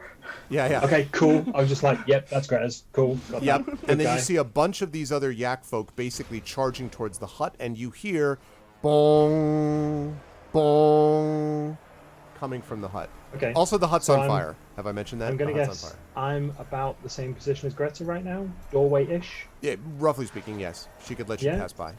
Yeah, I will pass. Yeah, you just go. After you. Okay, cool. So what I'd like to do is I'd like to try and attack with this makeshift flail. Is this a thing I can do this turn? Yes, absolutely you can. Yes, fantastic. I'm going to sir. say that in this case, I will allow you to use this as basically kind of an improvised weapon. So you'll get... Oh, that's what I was hoping for. So you will get your strength, you will get your... I'm even going to give you your proficiency bonus, but you're going to be doing this at -3, because despite all that, you never use this weapon. So, I mean... Advanced dice roller. Yeah. You basically never attacked with a bowl that was with ice. So roll 1d20 plus my strength and proficiency. 5, 6, 8 plus 8. But write this down just in case you ever have to attack with a bowl with ice again. Right, because I certainly remember So if I just roll that, and then what did you say I was minus? -3. -3. Oh, that's a crit fail. You're like, and you like bang I'm just like, into oh, this is the heavier Guardian. than Like it it looks, misses. Like the folks. Guardian's like, whoa, you know, like, Yeah, as it passes by. this is heavier than it looks, folks. I'm just telegraphing my next attack. You're like, I'm going to hit you with this. I'm just like, I'm so angry. I'm so gonna. Oh, okay. That's gonna need more. Now I'm strength. angrier even than that. Yeah. Okay. Now I'm even more angry. When it hits the That's hut, a by the 9. way, this sort of some of the ice kind of flakes off it as it bangs against the hut. That's cool. 19. Okay. The 19 will hit. Yeah. Now, as far as the damage of a improvised flail, Ice flail. I'm gonna Ice say flail. I'm gonna There's say magical ice attached to it. Oh no, I know it's impressive. I'm gonna say 1d8 plus your strength, not proficiency on this. 1d8 plus your strength, plus we're gonna say 1 for the ice component. 1d8 plus strength plus ice component. Plus strength plus ice. Plus strength plus 1d8 plus strength plus 1 for Yeah. ice. Yeah. 1d8 Cool. plus trice, if you will. Plus trice. 8 points of damage. Okay. So I swing it instead of like trying to swing it over my head now and basically ripping my shoulders out. I just I use my entire body to swing it round and just clip him straight on the side. So he's like, oh, like this, and like kind of looks at you, and now he's kind of his attention is a little bit divided because he's got this like freaky spectral guardian thing, and then he's got you to deal with. So that is impressive, and that is the end of your turn. Celsik, in the meantime, and I should say at the end of your turn, you hear coming from the southwest, you hear. It sounds like the roar of a dragon, and it's coming from the southwestern portion of the enclave here of the village. Meanwhile, Celsik, you also heard that. Apparently, your illusion's doing a great job, and makes this roaring sound. So, Yeah. what do you want to do? I'm gonna dash up to 6 if I can. Hut 6. Hut 6. Yeah. Certainly. So, Hut 6 is over. I had a plan, then explosions happened. Now I've got to accelerate the plan. Now you have to improvise. Exactly. Now we're going to go even faster. All right. You know what? I'm going to get rid of this yak folk picture for a minute, as much as I like it. Okay. Quick raise of hand. Just after you've done this, could I just cover something off with you a second? Yes. Thank you. I will remind you after you've done this. Okay. Yeah, that's fine. Okay, there we go. Now he's going to go up to 6. Yes. All right. So, when you go rushing up here to 6, let's go with that. Okay. Right. When you go rushing up to 6, all right. I would, let's see. I'd like you to make a perception check as you rush up there, Celsig. Okay. I'm going to use my inspiration for this one. Okay. Wow. Wow. Well, I called it, so... Wow, see? Yeah, well... But you get to re-roll that, actually, right? Yeah, So you might as well re-roll it, because... Okay, let's go for a triple. No, okay. You're going to have to stick with your fair enough. 26, I guess. Yeah. When you run up to the outside of it, you can see that this is what looks like a hut, and there is a sort of maybe a barn on the other side of it, sort of on the far side. And coming from inside the building next to which you're standing, you hear, murr, murr, murr, murr. You hear this sound coming from inside, and then you hear something saying, hurry up, maggots. I've got to get out to the fight. Murr. Murr, murr, murr. No, it doesn't. You get the idea. I probably used up all my movement in that dash, so I'm just going to have to leave it there for now. Okay. That is what you hear. Okay. Okay, now it is Karthikaya's turn. Karthikaya is running at top speed. Quick raise of hand. Okay. Oh, yes, I'm sorry. Yes. Yeah, yes. no. Can we add 2 points of damage onto the dude that I walloped? I forgot to add my rage bonus. Indeed. And I have Thank done you. so. That's it. Okay, so you now also are able to see, Celsig, that charging at you across the field is Karthikaya carrying what is a flaming sword is on fire, and he looks fierce and not joking around. And he will definitely be there next turn. Okay. And then the rest of them go. So these guys are going to go... Dun, dun, dun, dun, dun, dun, dun, dun, dun, dun, dun, dun, dun, dun, dun. Dun, dun, dun, dun, dun, dun, dun. Okay. And then this guy, dun, dun, dun, dun, dun, dun, okay, is out and running. And Urash, you just catch sight of what looks like kind of an elderly yak folk emerge.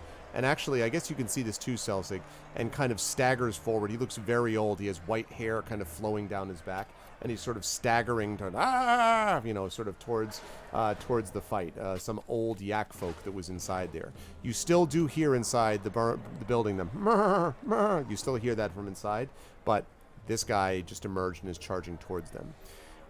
These two have been chanting, and now they have finished their chanting, and they raise their hands, and suddenly the earth begins to rumble. And emerging from the earth is... Wait 1 second. Emerging from the earth is this large creature composed of dirt and stone. And it sort of comes from the ground. What? Like this. And they point, and the creature starts to come towards you. This is clearly an elemental of some kind, probably an earth elemental, if you had to guess, that is coming towards you. It doesn't really like it burns easy, right? It seems like it may be a little harder. Not made of kindling. Sadly, not a wood or tissue elemental. Exactly. All right, as I pop up stats, just give me a second here. Oh God, he's reaching for the book. Okay, let's see. When combined with yak folk, earth elementals are particularly deadly. No, I'm just kidding. No, this thing is Cue the Shadow of the Colossus music. Exactly, and I actually don't think, I don't believe you've actually ever fought one of these, Urash, or in fact any of you. This is gonna be glorious. Yeah, this thing is impressive and frankly very big, and it looks like it's composed almost of like solid rock or stone almost. Wait, it's a stone. Made, it looks like, of some kind of combination of earth and stone. Yep. Yes, indeed. So I could put a glyph of warding into that thing? Because it's not really alive? No, it's alive. It's been summoned. Once it's summoned, it exists. It is alive. It's not just it's not like a construct. It's a thing that actually exists in the world that has been brought forth. So yeah. It's living I need to earth. read something. Is it though? Is it though? This is a large elemental, neutral, incarnations of the elements.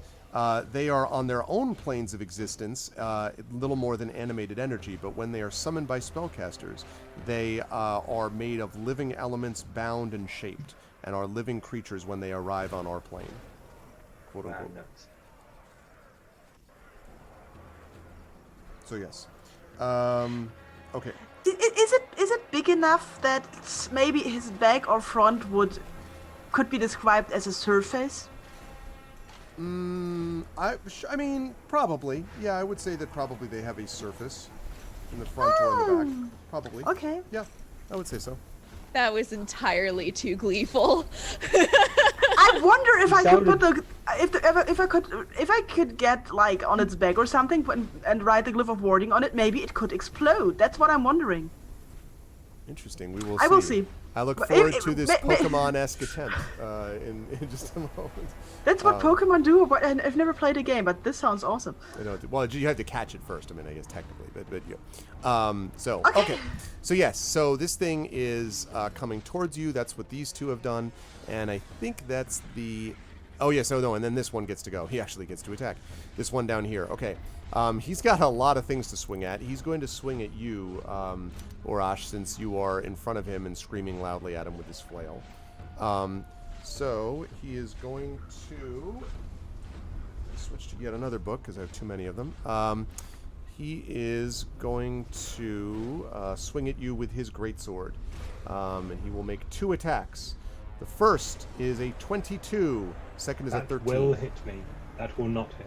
All right. He does 23 points of damage, which is reduced to 12 points of damage because of your rage. Yep. He hits you like a freight train, or the equivalent of, I guess, like a mammoth running into you. Like, he hits really hard for his size.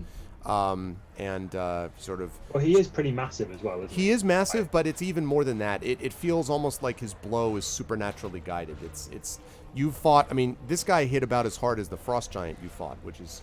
should not be happening with his size. He's really, really hitting you hard. Yeah. Tempest. Yeah, That's the wind out of me. Basically. Yeah, he's like a Mack truck, exactly. Just, except it's a yak truck. So, thank you. I'll be here all week. Hey. Tip your wages. All right. That's going to do it for him. And that now leads us to Greta, and then River's on deck. All right, Greta, so you are up. You're inside the hut, remember, with the door still closed. Wait, I thought Urash opened the door. He did, but I think... Didn't you close it again, or am I wrong? He didn't. Nope, I just kicked it. Oh, real hard. okay. So I'm sorry. So the door is open, yes. So you can just see right outside of it your Spectral Guardian. You see Karthakaya charging in, and you can just make out the elemental coming down. Okay. I'm reading right now that I can make the wall of fire straight or ringed. Can I do anything between that? As in like a semicircle? No, it has to be an enclosed thing, so... I can make it like a straight wall, and I can make a circle, it says. So I I'm wonder trying if to I can think make a curved, like a semicircle. It's a good question. Actually, let me see. I'm gonna look that up because I don't know. I've actually never had anyone try to make a curved firewall.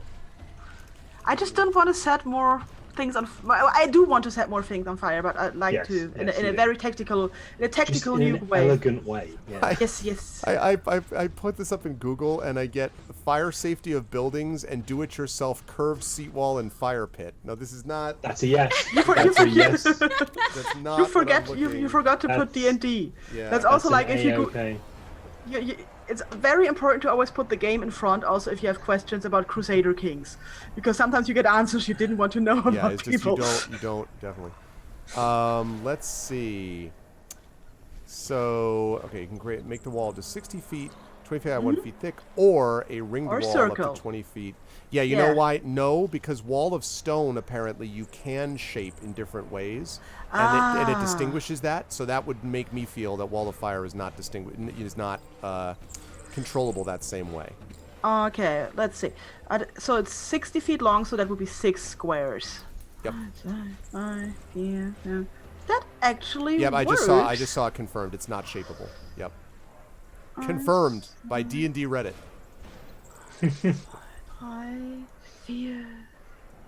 Can I make it 10 feet shorter? Up to 60 feet. Yes, so I can. Sure can. Yep. Okay, I think Sure. we need to get some people out of this fight. So I will now make a wall of fire. I'm gonna draw it in, okay? Okay. I really hope I'm calculating the. I'm not trying to use. I'm not trying to set Urash on fire, okay? So if I've got this wrong. That's fine. Your apology is noted. Just kidding. Yeah. I'm still angry with all of you right now. It's fine. Like this. 10, 20, 30, 40, 50. Okay, so you're going from the way that I read this, though, the wall of fire is between you and him. Is that right? No, I'm in the hut. No, I know. But you're right What? now. Let me zoom in for a minute. So right now, if I I'm also zoom zooming in, if I zoom in right now. Oh, there's me. I couldn't see. It didn't yeah, even see me. what I mean? This is Yeah, you. no, this. Yeah, but I'm like 'Cause here. you- Oh God, I'm sorry. I didn't mean to. okay. How do I? But I can. I got rid of it for you. Okay, thank you. But I'm. Why is this? I'm sorry. Can you get rid of it again? I'm really good at this. I promise. But I'm in this square, am I not? This is like Han trying to get the Millennium Falcon's hyperspace working. They told me they fixed it. Yes, you're in that square. So that's fine. So it ends at my guardian. Okay, so you want the wall of fire between you and the guard. Okay, so yeah. So it ends there. My guardian is the yellow spot, and so Okay. the wall goes from the hut to the guardian. So the guardian is like the end of the wall. Okay, because the way I have it right now, I'm not trying to be pedantic. If you move the guardian like this, right? But it's If Okay. you were to do that, then let me. I'm not moving the finish up guardian. your You wall. cannot. I cannot even. Okay, well. Oh, God. Damn it. Now everything is bad. See, the reason why is that as it stands right now, I'll move him back to where he was. So he was right there, right? Well, it As cannot burn, so it doesn't matter. Well, okay, because if you go through him, so do you want to almost like bisect the guardian, like go through him? The reason why is you said you wanted to get people out of the fight. As it stands right now, it looks to me like the hut is still. The only way to make that work is if you were to go basically to. I will draw it in my color and purple here for this one. The only way it would work is if. I'll do it in green, whatever. Is if you went here. So basically, the No, I don't wall, want to reach. But the guardian is standing right next to the hut. So the Right. guardian is like the pillar from where the wall goes there. Okay. So there is like Okay. there is no space. Either you hit the wall or you hit the guardian. I got you. All right. Okay. Yeah. Yep, that's fine. You can do that. So that's what I want to do. So yeah. Alright. Well, maybe they don't want you. Maybe they like I don't know. Maybe they are like nervous if they see more fire. At least they cannot see us because the wall is 20 feet high, which is lots of Celtics. Okay, so 20-foot high wall. So there's wall of that stuff. Several Celtics. Several Celtics high firewall. No, Miranda, it has to be it has to be on a solid ground, solid surface, not a surface that's moving. It needs to be stationary. They specify that in the thing. Although if we ever did play a Shadow of the Colossus style RPG, it would be interesting to see if you could do it on a Colossus, but otherwise no. So okay, you could do that. So this wall Okay. goes up from the hut, which is already burning. And again, the gong continues to go on between this as well. All right, so you do that. You could still move if you wished, Greta. Can I like squeeze behind Urash to get out of the hut? I would say so, sure. Wait, I'm trying think to there's like enough room now you get can. Greta so that I can. Because not he's trying to moving clear like some room. In fact, you better do that in the move quickly since he's got like a radius around him with his weapon. Oh God, no! I don't want to hit that. Exactly. Okay, I'll go here then. The lawn woo. All right. Okay. Good stuff. All right. A lot of fire there. Okay. Yeah, River. more fire in a moment. You are now alone in this hut. And you are standing up, and everyone is outside, and you hear lots of gong. You hear a gong, like bong, bong. You hear sounds of shouting and a lot of crackling as if of fire. And you're muted. That wall of fire has thwarted all plans, so I need to come up with another plan. You may not even know that it's there yet, because she cast the... Oh, no, the door's still open. I keep forgetting. Yeah, No, the door's open. Yeah, so you can't see it, yeah. Yeah. So me getting from this to this, is that 40 feet? Or is that... I'm trying to figure out how That's far only about that 20, is. maybe That's 20? 25. Okay. Can I get just here? Is that okay? 10, 20, all right. Yeah, sure. Okay. So I'm there. So I can kind of see this guy, I'm guessing. Which guy? The guy that Urash is murdering. Yes, you can definitely see that. Okay. Tenderizing. I'm tenderizing it. You're tenderizing him. Hang on, let me make sure. River I got it, just I eat got the it. firewall, then cast flame breath. Yeah, it doesn't quite work that way. Oh crap, that's 5 foot wide. That would probably hurt Urash as well. Just do it. I don't want to hurt I'm you. I'm resistant to all damage. I'll take half damage from anything. Okay. But I'm not telling people what I'm not resistant to. So Okay, well then lightning bolt. I'm sorry. oh, supercharged barbarian. I'm sorry to interrupt the lightning bolt, but I forgot something. What's Okay, that? what'd you do? I have to say which side of the wall deals damage. Oh. I'm This guessing is- I know, sorry. but you tell me. The one that is towards the chieftain, and he will now have to make a dexterity save. All right. Please. That does not surprise me, so we're I'm sorry, I forgot about it. I'm sorry, River. No, it's okay. You're good. I'm no, I reading didn't about remember. what lightning bolt does. This is a very important moment in Yeah. inflicting damage on the chieftain. I didn't remember that either. Okay, so he's making Yeah, a I'm sorry. dexterity I save. just had the time to read it, and I'm like, okay. DC maybe do is some what damage. for you? I think spell should it DC? be my spell DC? Yeah, it So should be. 14. Yeah, he makes that. So he Okay. kind of rolls out of the way rather nimbly for someone of his bulk. Then he only takes half damage. I think I will have to look. Give me a moment. Okay. Yeah, half damage. So 5d8 halved. Okay, so Okay, go ahead and roll your 5d8, and then we'll take half of that. Okay, 5d8 half. Sorry, I need this. This is As I quickly look up, yak folk completely immune to walls of fire since they serve the god of wall of fire god who. So it's 20. Faltus. Baltus. So it's 25 damage halved. So So that'd be 13. 12, right? No, I think I think it's always rounded up to 13. Oh, is it up? Yeah, usually. I think it's Oh, okay. So it'll be 13. Thank you, Chiswick, thought for it the was follow. Okay, so 13 points of damage. He does not have any Yeah, confused sometimes. specific. Does not have any specific. I'm sorry, That. Okay, so- so 13. Sorry yes. for making this longer, but No, it's No okay. problem. I have no complaints. We about want that. to No, hurt no, them. yeah, This is 13 good. Okay. All right, so he Don't takes worry that about it. damage. All right, he's a shaggy, flammable yak. Yes, exactly. Yak burger. All right, good stuff. And that was, let's see, that was the wall of fire. no. We were on river, I believe. Yes. now lightning. Now lightning bolt. Okay. I would like to lightning bolt the guy that Urash is trying to murder. Okay. And it is it's a 100-foot line is what it says. Yep, which means it's going to go through that wall. Now, Will it go through the fire? Oh yes, it will. Okay. okay, no, wait a minute. Let me take a look.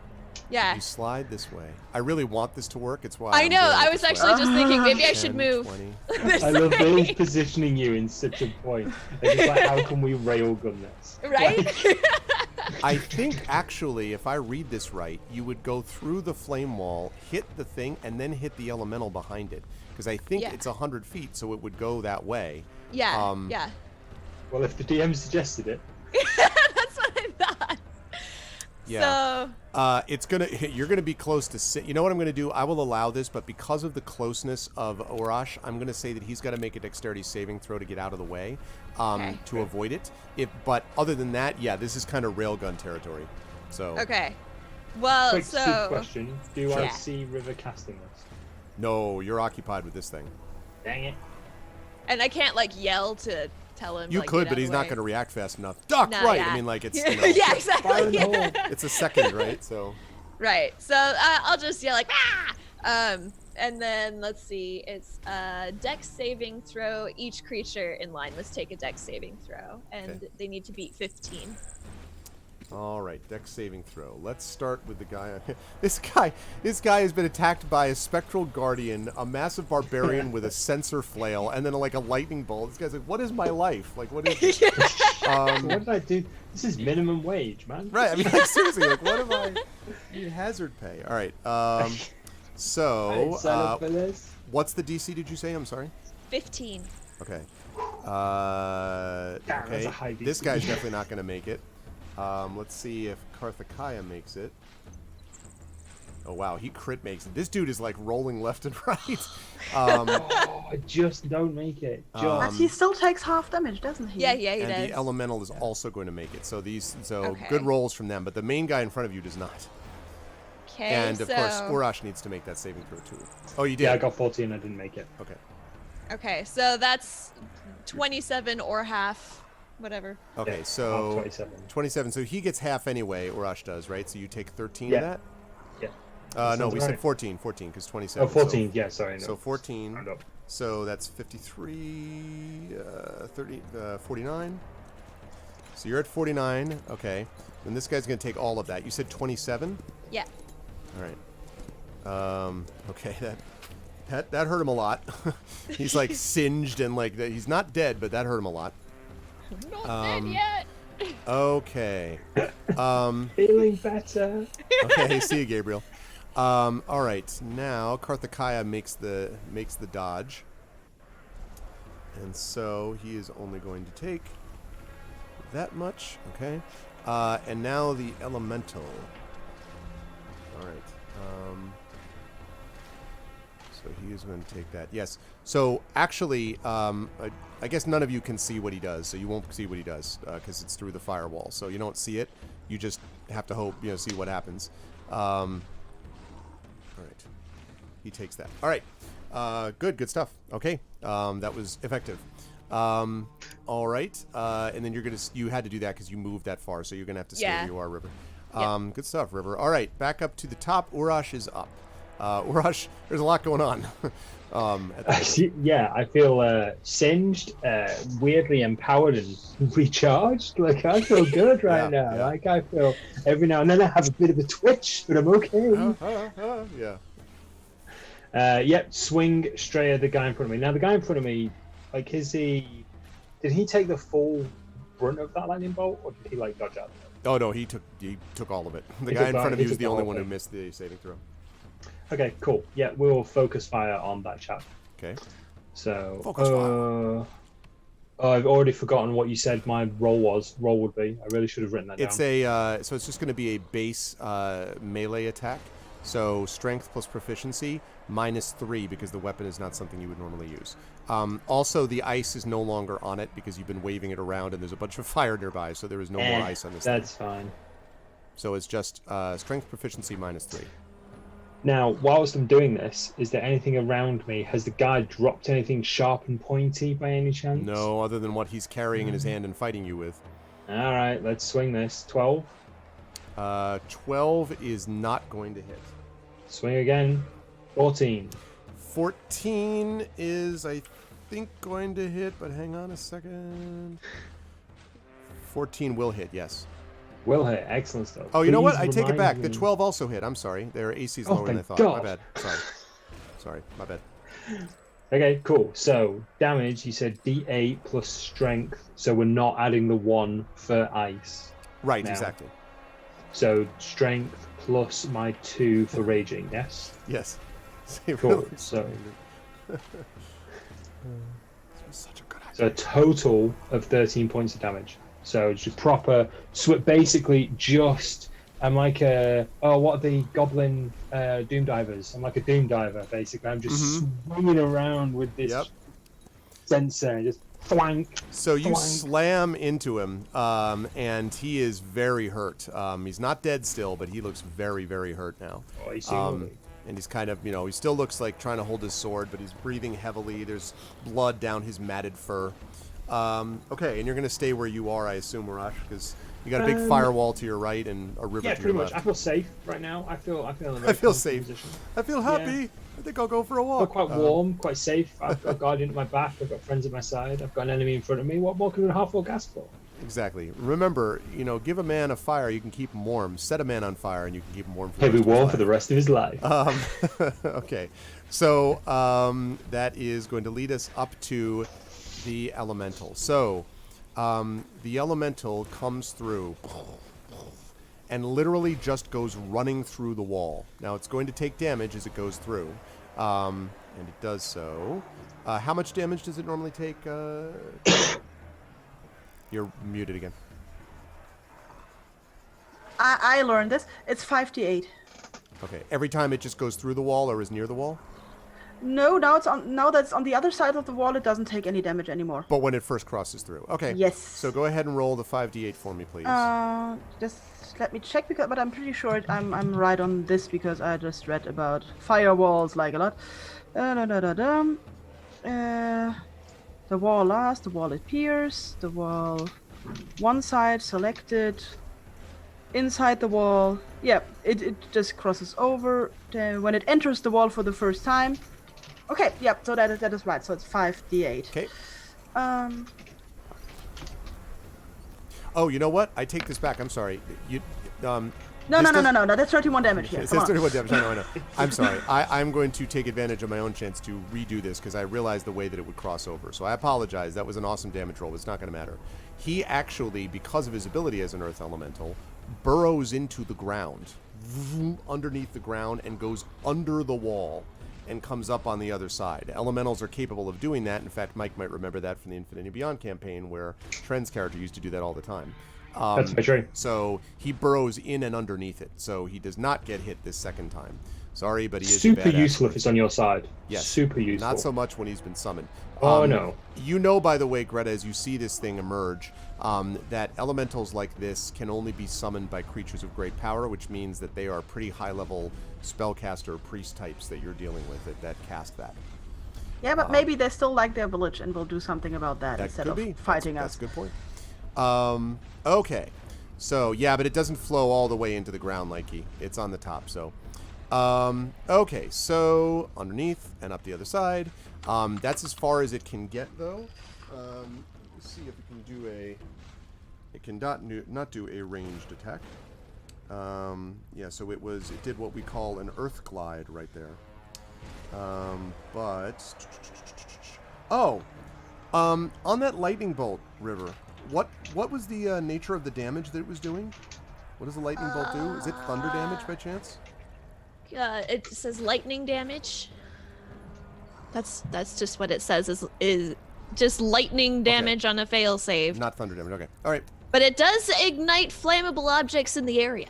Yes. No, that I think Greta already had that covered. I think. Yeah. I'm pretty confident that. Oh man. Okay. So it gets on the other side. It cannot attack you yet. Does not have any ranged attacks apparently, but it will be upon you next turn. Okay, Celsig, it's been a little while. It is now your turn, and there's a whole bunch of crap going on. That's their problem. I'm going north. Okay. You also all hear the roaring of a dragon again, coming from the southwest. All of you that are not Celsig. Yep, well, I'm going to carry on dashing north as far around here as I can this turn. Okay. So you hear again more of this, like, murr. You also now start to hear these... actually, make a perception check for me, please, Celsig. Okay.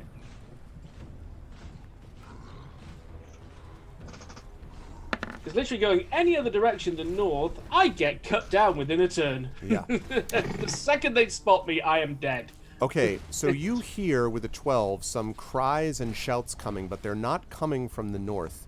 You hear cries and shouts coming from the chief's hut. People wailing for help. And doesn't sound like yak folk.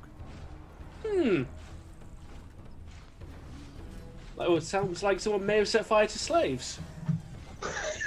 Well, yeah, but yeah. Not to put too fine a point on it. Okay, so you make your way up there. Are you dashing using both your moves just to zip around, basically? As far as I can to that point, yeah. Okay, you can do that. And let's see. So there's that. From here, by the way, Celsig, you can also see that there is a creature, looks like a halfling, lying face down here in the field, just on the edge of the field. I did not do that. No, that you don't think that had anything to do with Greta. At least that would be a pretty impressive for Greta, but not likely. Okay, that's going to lead us to Karthakaya.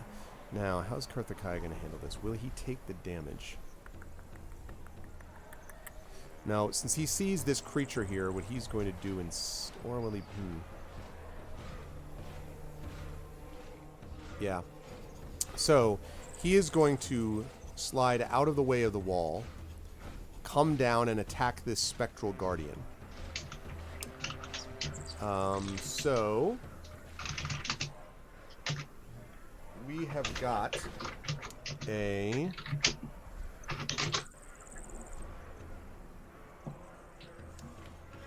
Alright, sorry, Greta. We have got a...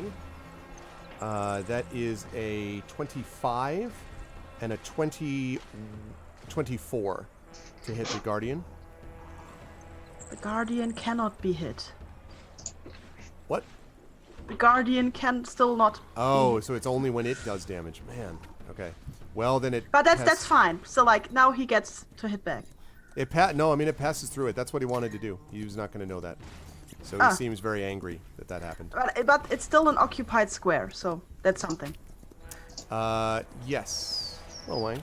Okay, so he's going to stand there with his mighty flame sword, feeling upset about himself. Now the Yak folk go. The first one is going to try to hit you, Urash, before it is completely struck down. That is going to be a 23 against your AC. Oh. Wait. Yep, 23, that'll hit. And the second one will critically miss. So just the one hit. And that is going to do... Okay, 26 damage, which means it's reduced to 13. Again, every hit of this thing is just like being hit by like stone. Just blam. Okay, down to 36. Okay. I'm fine. I'm fine. I'm okay. All right. These guys now. Move that out of the way for a second. I'll move that over here, actually. Okay. These guys are going to go as fast as they can this way. Okay. These guys are going to go this way. This guy's going to go this way. And these... Oh. Okay. Are going to basically be dashing this way. Now, I want to see one thing about these aforementioned yak folk. Yak folk living in the city. All right. Let's see. So, okay, they are going to come up and...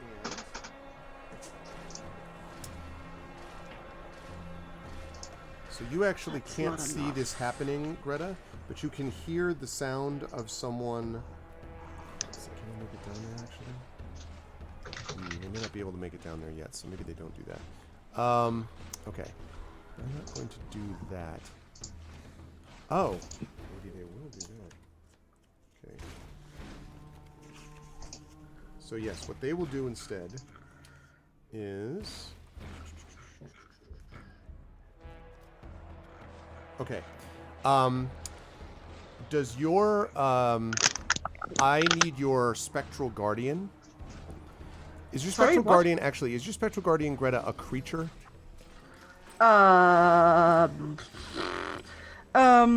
Is it a large as Spectral Guardian hovers for the duration on occupied space. The Guardian occupies the space. The creature, the Guardian vanishes. It doesn't say... It says conjuration, but it doesn't say creature. I don't know. Okay. It's gonna make... But it will still hit the chieftain who entered its radius. It will do that because it didn't for some reason. Oh, okay.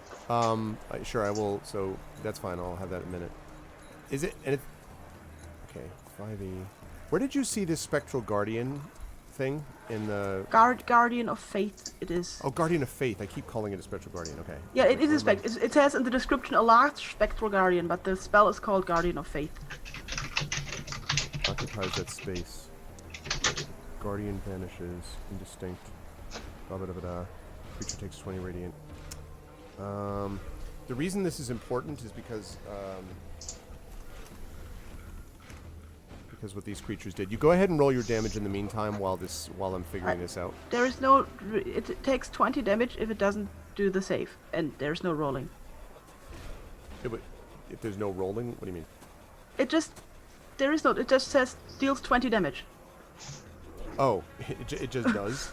It just does. Yeah, any hostile creature that moves within must succeed on a dexterity saving throw. It takes 20 radiant on a failed or half as much on a successful. Yes. It says. Okay.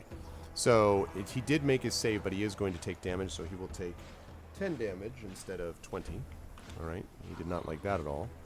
That's good. He doesn't have to.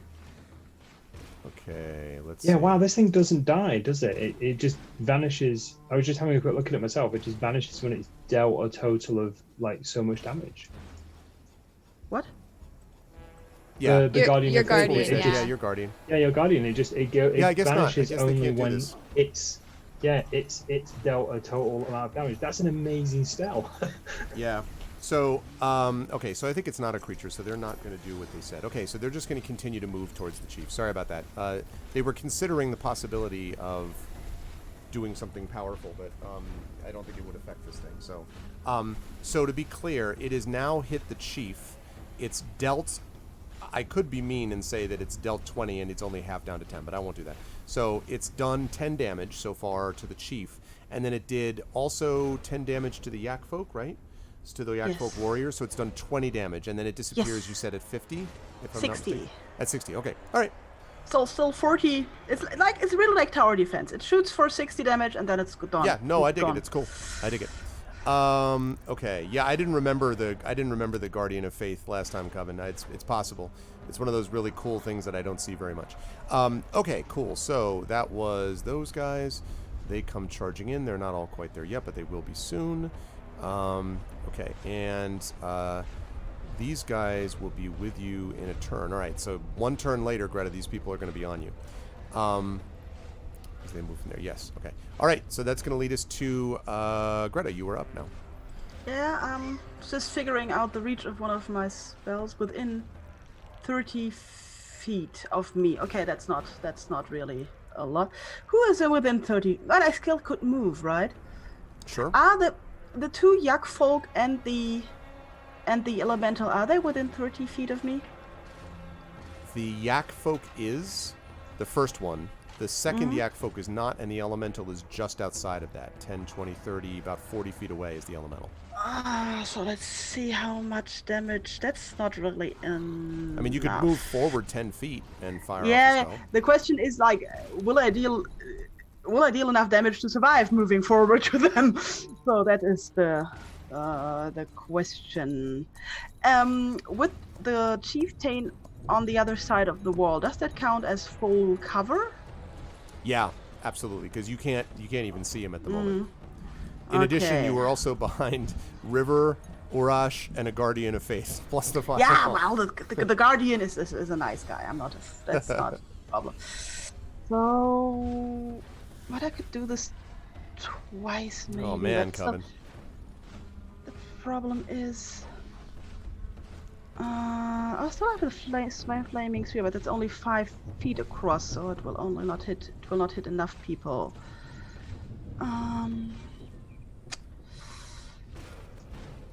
I could do a second fireball. How big is the fireball? 20 feet radius. So if I hit the middle Yak folk, I would hit both Yak folk and the elemental, right? That would be the case, yes. But that would only do 8d6. Only. It would only do. Yeah, well, 1d6. that will not take them down. No way that will take them down. No, definitely not. And definitely not the elemental. Yeah, so that's the thing, and I cannot dispel the elemental or anything. And the other thing I was thinking, just 2d10, that will also not take them down. But it would be... Okay. Oh, plus my...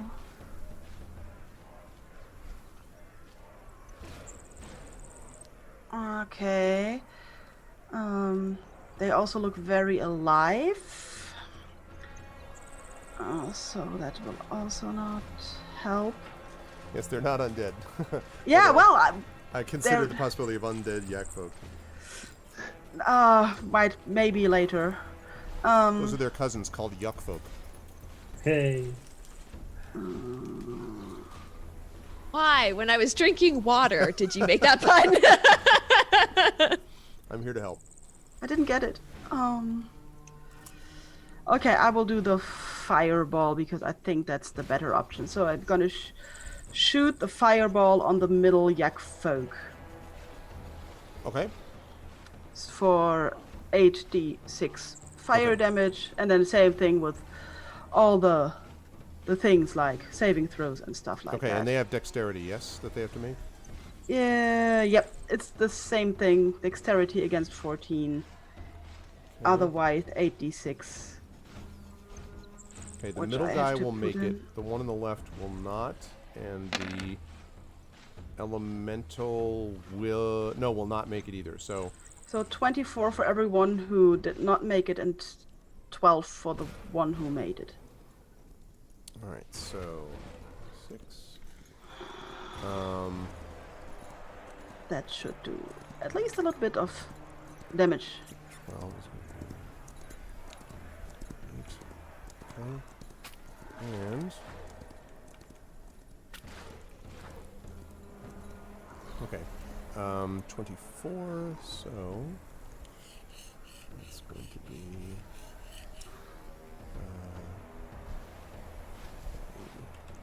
okay. All right, that is done. Okay. All right. That is okay. So that was done. All right, and that is going to lead us to River. So there's three charging creatures. The two yak folk and an elemental charging at you guys, and then there's the one that's currently engaged with Urash, who looks very hurt. There's also a wall of fire. The hut is on fire. The gong is going. It's stuff. Stuff is right. That's a thing. Okay. So, let me hang on. 1, 2, 3.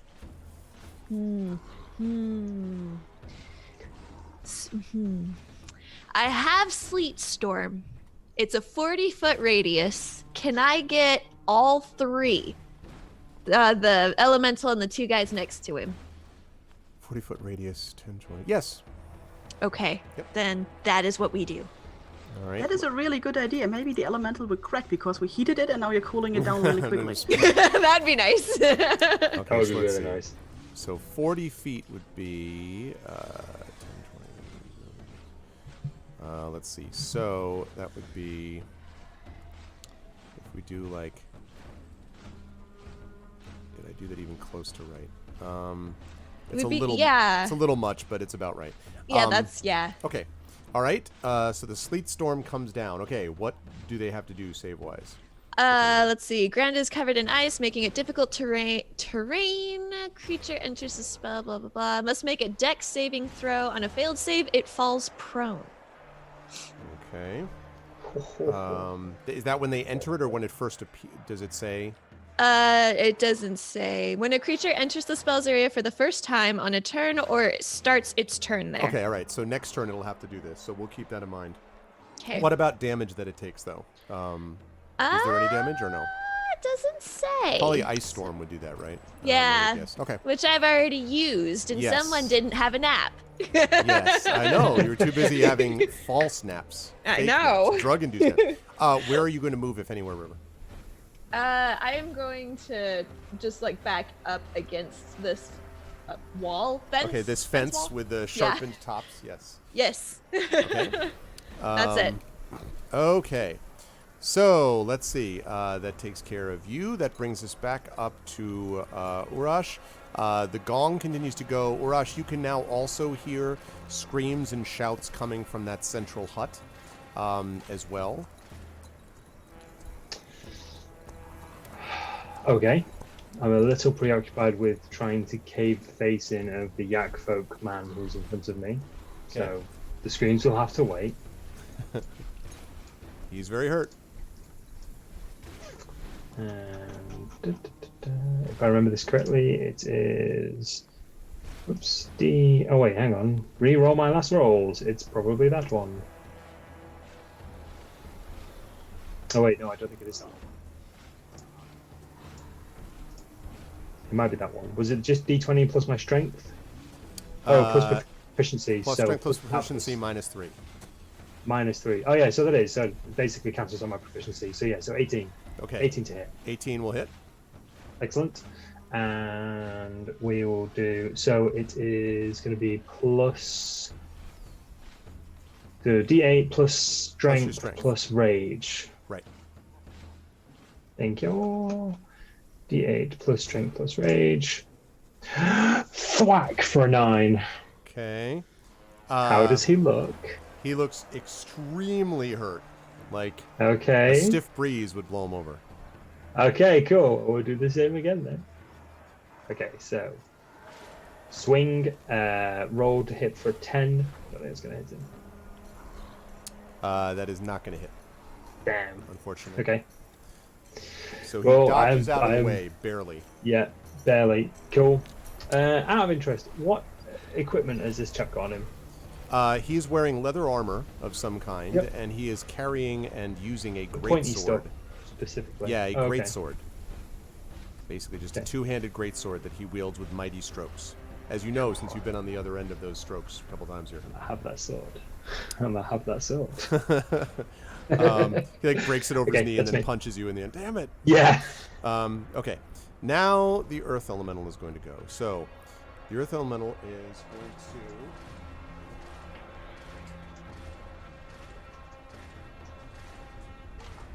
Earth Elemental is going to come down. Okay. It's going to come... Oh, it's not going to draw a blue line. That's not what it's going to do. That's silly and necessary. No, with the stupid... Okay, move. I understand. Roll 20. Yeah, you could feel my pain, right? Okay. He is going to come towards you, and he is going to try to pick up and slam Greta into the wall. So we're going to see if that works. He did not slip on the ice? Nope. He made his save when he went through. It's going to be harder for an Earth Elemental to have that happen anyway. They're kind of sturdy. They're kind of built that way. Don't worry, the Yak folk perhaps will be more likely to have that happen, but we'll see. But no, he made a save. Okay, that's going to be a 17 and a 25 to hit. The 25 hits. Okay. So, all right, that is 14 points of damage that you are hit with, and you were sort of slammed back against the wall, which kind of creaks behind you as you hit it. And now poke his eyes out. He's a big dude. Okay, that brings us back over to Celsig. I'm gonna climb the fence that I'm right next to. Okay. You can make that acrobatics check for me. Yeah. 14. Exactly, Peripheral Mike. If someone asks you if you're a god, you say yes. Okay. 14. Okay, so you do make it over this time without being pierced. Okay. So from here, I'd like to use a dash and a bonus action from my cunning action to do another dash. Okay. So that should let me cover 50 feet by my reckoning. I think that's right. Yeah. Okay. So what's that take me up to? About here. I'm basically aiming for the central hut at this point. Okay. So basically, I will just kick the door in. I'm just going for it there. Okay, so you're... Oh, this hut. Okay, I was going to say. Yeah. Like, the actual central hut. Okay. But I don't think I'm going to make it this turn. Okay, inside... No, I think you can actually get to that. You can open the door anyway. Okay. Inside here, you see a couple of things. You see, first of all, a human and what looks like a half-orc. Both of them are in rags. They have manacles on their hands. And as you break through, they kind of turn around and look at you. Their eyes are hollow. They're somewhat emaciated. And you can also see that there is a goat, which the half-orc has apparently been milking. And as it sees you, it goes, meh.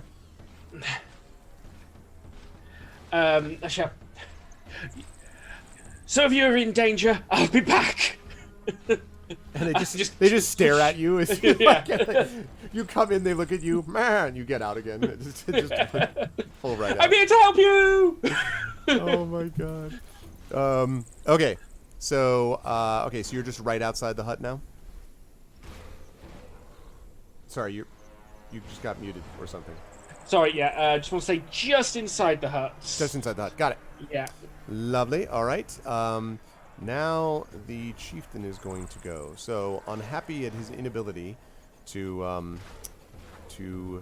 pierce this thing, he is going to move off. He's going to disengage first, so 10 feet away from the Spectral Guardian, and then from the Guardian of Faith, and then he's going to move as far as he can, which is about 30 feet, away from it. He's going to regroup. All right. And that's going to lead us to the Heck folk. The guy who's barely holding on is going to try to hit you again, Urash.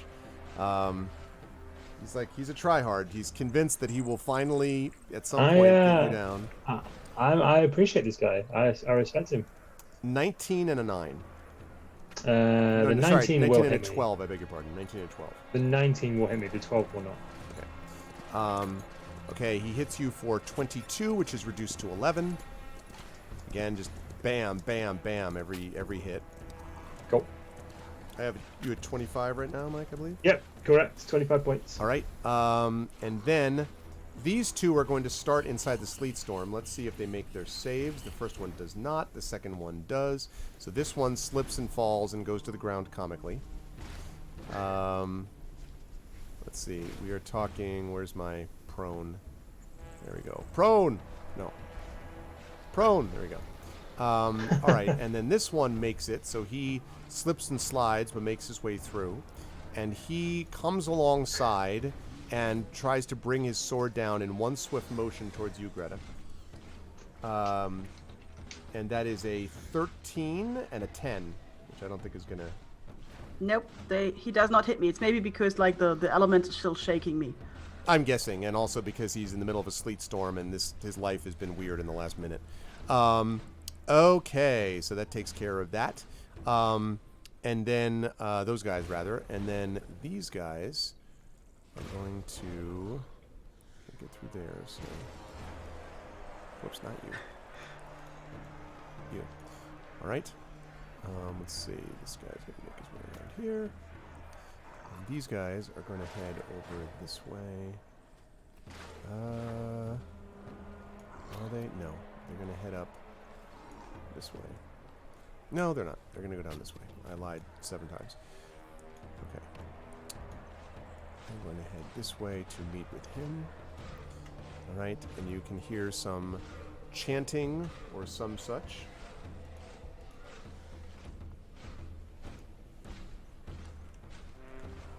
Okay. And now I think the one, by the way, that fell to the ground comically has long flowing white hair and looks older than some of the other yak folk, by the way. Okay, and that is going to lead us now up to Greta.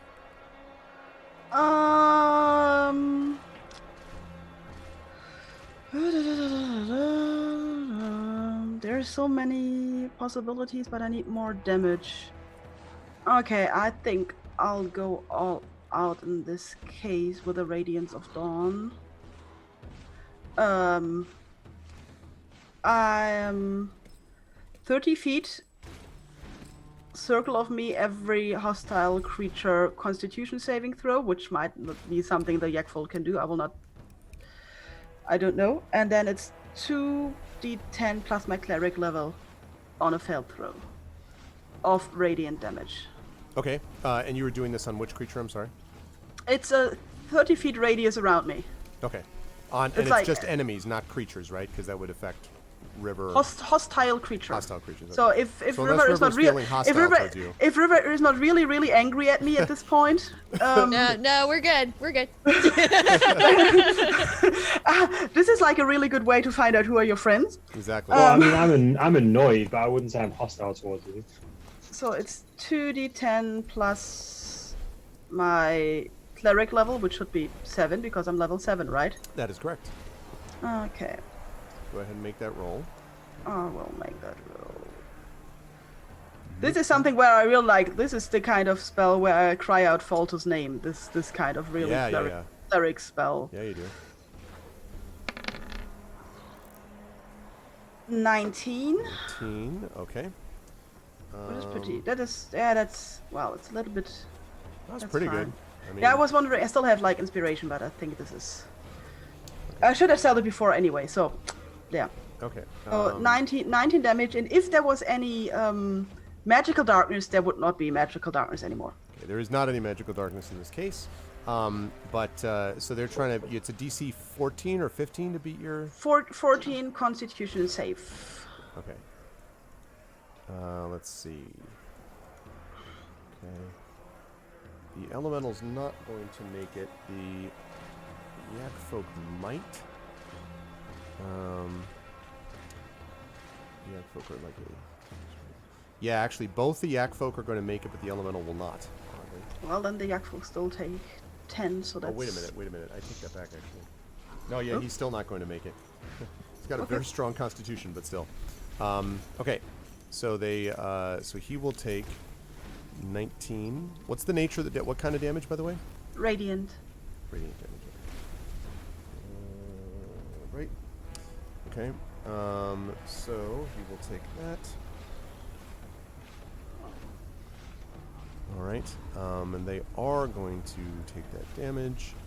Okay, so you'll be happy to know that the yak folk, even though it made its save, had only 1 hit point left, and so it drops to the ground as it's hit by this thing, and the creature that just arrived to fight you, the one that's right there, is going to take... Okay, all right. Alrighty. And you're gonna obviously have to stay where you are because you're kind of hemmed in a little bit. Do I hit the old guy? You do hit the old guy. Yes, he took Okay. some damage. Yep. Good. He Okay. took some damage, although he did make his save, so he took. It's not half damage, is it, or is it? If he makes a save, he will take half damage. Yeah, that's what I thought. Yeah, so he took half damage there. The both of them made it, and the elemental did not. All right. Okay. At least something. Yeah, for sure. That leads us to River. You are hemmed in by an elemental. Yeah, I see that. He's very tall. Very, very large. Very, very, very large. Let's see. Well, I do have more lightning at my disposal. So I think we're going to try and line up some lightning to hit the elemental and the old guy. So that's... I'm just making sure because I closed my tab. Okay, yeah, dex saving throw. Okay. All right, so lightning bolt again. Yes. Okay, go ahead and make the roll, and the elemental will absolutely fail, and so will the other guy fail. Okay, so they both take full 31. 31 damage. All right, so... Nice. So that's... Okay, so the elemental is now starting to look pretty messed up, actually. Let's see. The guy is... So he's just smashed on the ground. Thank you, give D&D. Absolutely, you should give D&D. He looks very hurt. He's not dead, the guy on the ground, but he's just like... Your lightning hits him, and he kind of goes skidding around. The ice is now completely electrified, and you can use it. No, I'm just kidding. Not Divinity. It's that classic Divinity Original Sin joke. All right. So he's on the ground, lying there, sort of spinning around as you've zapped him.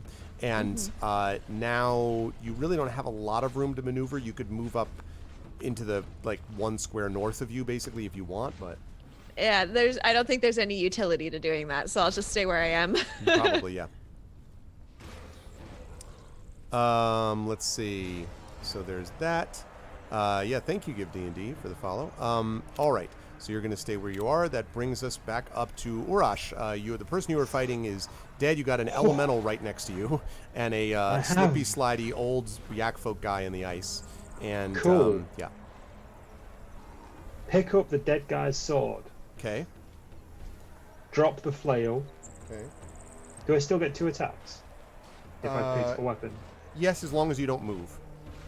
Can I reach the elemental from where I am? Yes, I would say swinging distance. I would say Excellent. you can. Right. Talk me through swinging a great sword. So this is going to be, again, an attack that you would make, and I would say that this would be a melee attack without the -3, so it's going to be strength plus proficiency. The damage that you're going to do when you hit this would be... Let's see... would be... It's not going to be that much. I think would be 3d6 plus your strength. Oh god, I need a pen. Give me a second. 3d6 plus what, sorry? Plus your strength. However, you do know that this thing is made of what looks like stone and earth, so that a slashing weapon probably is not going to do as much damage to it as might otherwise be the case. Oh, out of interest, what did it look like, the kind of damage I was inflicting on that guy with the flail? Bludgeon. Well, I mean, what kind? Yeah, damage? Yeah, what kind of damage? Bludgeoning, slashing? Bludgeoning. Definitely bludgeoning. Bludgeoning.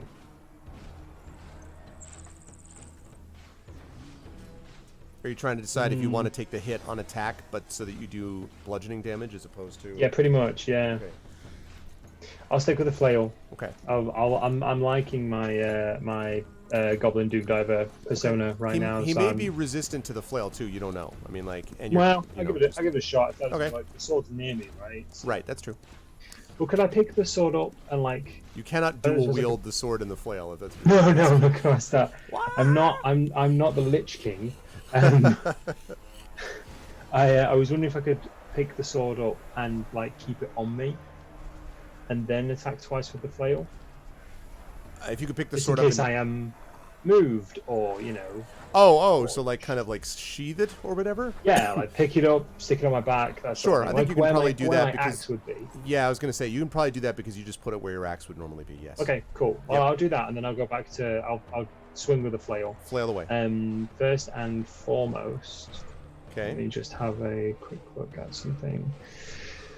Yeah, I don't really want to do a reckless attack. I don't feel confident enough to do a reckless attack at this point. So the flail was 1d20 plus my strength plus not my proficiency. Is that correct? No, I think I did say your proficiency, but -3. So 1d20 okay, plus so strength yes, plus not my proficiency proficiency. -3. Cool. So just in a helicopter move, I'm going to attack him twice. Okay. First one's a 19. Second one's a 10. The 10 will miss. The 19 will hit. Excellent stuff. So that was going to be 1d8. That's going to be that one. That previous roll. 8 points of damage because that was a terrible roll. And he does not take even as much damage as that. You like flake a little bit of stone off of his back, but it doesn't seem to do that much to him. Okay. Well, at least I know. I've learned a thing. Okay, so that leads to him. Let's see. I'm trying to decide if he's going to keep... Oh, man, there's so many people. It's a target-rich environment. I think he's going to keep attacking Greta because he started that way. So he's going to attempt to slam her with a 21 and a 19. That hits twice. Okay. So, slam. Okay. Let the boys move. Okay, so 18 and 11. That is 29 points of damage between the two hits as you are slammed against the wall. Yeah, that makes me pretty dead. So you're at -5 now, I believe. Yes, I'm at -5 at this point. Okay. So Greta just sort of slumps to the ground. Does your Guardian of Faith disappear when you do, or is it just stays there for as long as forever? It doesn't matter. I'm just wondering because as opposed to damage, I'm wondering if it was concentration or not. No concentration. Okay. But I think the wall might disappear. Give me a moment. Yep. The wall is concentration. The wall goes away. So the wall vanishes. Gulp. Voomp. Okay. Voomp. And voop. Okay. All right. Let's see. We've got that. All right. Greta hits the ground. There is a shock. Okay. River, you were up. I've been having a conversation with chat, and I would like to inquire of the DM what the rest of the slaves are up to while all this is going on. Yeah, well, at the moment, I mean, you don't know because you can't see them, but there's a good guess that a lot of the slaves are screaming in horror as they are currently imprisoned inside flaming buildings.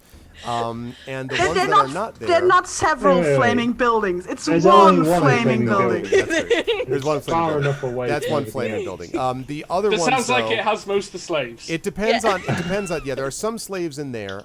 There is one that probably is a slave, which is lying motionless in the field to the north, and then there are several that may be in huts that are either under guard or more likely are chained or shackled inside. When Celsig went in, he saw these characters that, I mean, you don't know this, but Celsig knows that they had manacles on and like were not able to. So they have not, come out yet. The shouting and screaming is coming mostly from the center hut.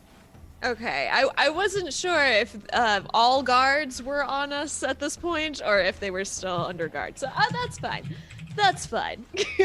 There may be. I mean, there may be more guards, on the way out, or most of them may be down there as well. But they seem to have either kept them in their hut, or a lot of them may be chained. It's possible. Right. All right. So. We skipped me. Did we I? skip you? I sure didn't go after Uresh grabbed his great sword. That's a very good point. You didn't. Oh. Okay, your turn then. I got very confused. Wait a for minute. second. Oh no, I know why. I know why I did that.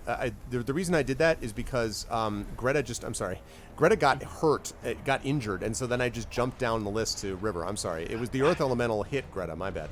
I apologize. Okay. That's what happened. Sorry. Never mind. Not River. It is Celsic next. I got confused about who got hit. My bad. Sorry. Okay, so I'm going to charge into the central hut. Okay. The burning central hut full of screaming slaves. So when you get inside the hut, what you note is that there are no guards that remain. You see a couple of things. First of all, there is a chest that is towards the back here. You can see smoke is kind of licking at the underneath. Is like you just see a little bit of flames licking underneath the wall, maybe under here. There's a lot of smoke, and it's sort of hard to breathe. Not just the incense smoke, but other kinds. And you can see several of the moon elves are kind of chained around a central post here in the middle. One of them is the naked moon elf that had left you the note, actually, Celsic. And she kind of looks at you and cries out desperately, "Help, please! Help us!" What about that gong we keep hearing? That gong is in this room, and it has been sounding, and as you go in here, you can see it is actually sounding at the moment on its own. No one is hitting it. It just keeps dong, dong, but you can see it there. Yeah, something did seem iffy about. Right, so priority, moon elves. I run over with reaching into my thieves pack. So how are they shackled? Is it like manacles with the chain running through it, tied to a chain to a post? That's basically exactly right, and it looks kind of sloppy. This seems like something that they were not. This seems like a sort of half-assed, let's do this quick and get the hell out of the hut job, basically. Yeah, so I decided to focus my efforts on picking however it's chained up to the post. I assume there's a lock on it. Yes. I will ask you to make, please, let's see.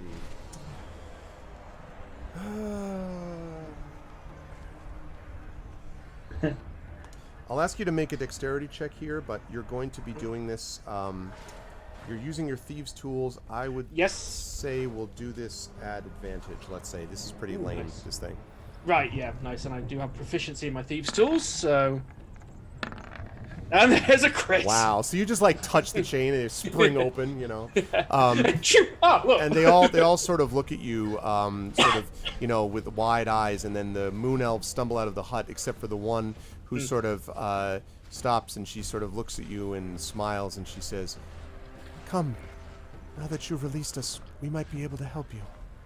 And she sort of smiles at you and kind of puts her hand on your head for just a moment. Her hand feels kind of cool, almost like like the feeling of the cool air on a fall dusk evening, perhaps. I say, take them to the hut on the left, assuming that 5 is to the left of the door. Is it 5? No, 6, sorry. Yeah, the hut I was hiding in. Okay. Yeah, to the central hut where I surprised the other slaves because I know it's safe there. So she comes out and she says, she stops as she hears you say that, and she says, "We will do that, but first, we will fight for the freedom that was denied us." And she just like looks at you and then runs out, and you outside begin to hear this chanting, like outside the door. It sounds like 3 voices. Yeah. So I turn to look at the gong. So how is the gong set up, just so prepare me for my next round? So the gong itself is ringing. It is up above, a little bit above this pit. You may remember that it's not a pit, but like there's a depressed area in which you had been standing, and it's on the ridge on the outside of it, and it just keeps swinging back and forth and ringing, and hitting what feels like what looks like a piece of wood behind it, and it's on a wooden frame as it does this. Okay, so it's on string or rope rather than string. Yes, exactly. Okay, suspended from rafters. Is it rafters or vertical poles? They are poles that are part of this frame. So the frame is, you know, certain height, and then the leather straps hang from it, holding onto the gong. Right. Okay. It's also covered in various kind of symbols that you don't recognize. Mm-hmm. Okay, so that's just so I've got a clear picture for what I will do next time it's my round. Yep. That's going to lead us to Karthikeya, who comes screaming around the edge of this corner, and basically he... oh no, actually I take that back because the wall's gone. So instead he's not going to do that. That's silly. He's going to turn around like this here, and he's going to charge back in. And as he charges back in this direction, he charges towards you, and suddenly, as he charges, all of you notice that everything has suddenly stopped. And there is no sound, and there is no movement, and nobody at all, except for the party, is moving. Karthikeya is just frozen in his rage. The Earth Elemental, with one hand up to sort of hit Greta, who has just hit Greta and sort of aiming for River next, is there. The Yak folk on the ground just stays there. Everything, it's as if everything else has frozen. And sort of looking around, you see and hear this chanting, and then you see 3 moon elves that walk forward, and you recognize them as having been slaves inside the hut. And the moon elf who is at the front of the 3 comes towards you. And she comes towards you and passes around, and she kneels down next to Greta, and she sort of puts her hand on her brow and sort of whispers a few words. And Greta, you feel yourself stir to life. You were at 2 hit points. And she then stands up and looks at all of you and says, "We are grateful that you have rescued us. We cannot hold them." And you could tell that her voice, even though she always seems calm, her voice has a little bit of exertion. "We cannot maintain this for long, but long enough for you to do what you must. You did not come to free slaves, that is obvious. You came to do something more, and we will help you. Go now. Go there to the platform. It will bring you down into the fortress. We will hold them as long as we can here."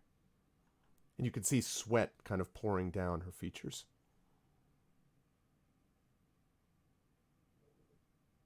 Oh.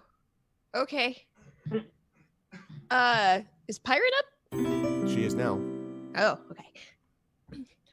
Well, I grab Pirate and I'm like, we gotta go! Okay. I hope you don't pull too hard, because with 2 points of life. Oh! No, I pull gently. We're gentle. Okay. As you're moving around, by the way, assuming Urash, you go as well, assuming that you do. Yes, I'm helping River and Greta. As you're we helping need them, we need to get our stuff first.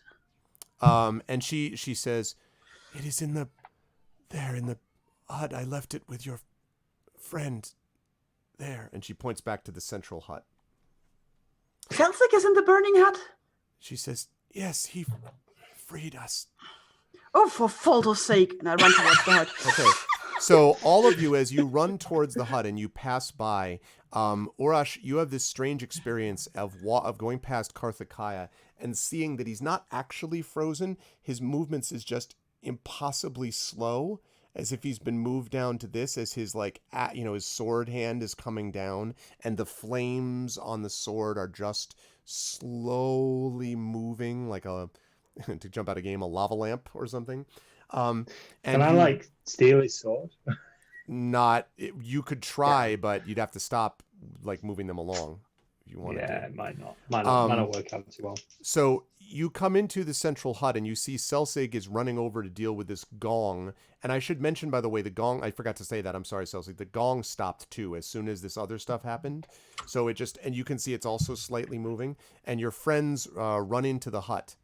And you sort of see them and have a chance to say something to them, albeit quickly. Greta, you're fired!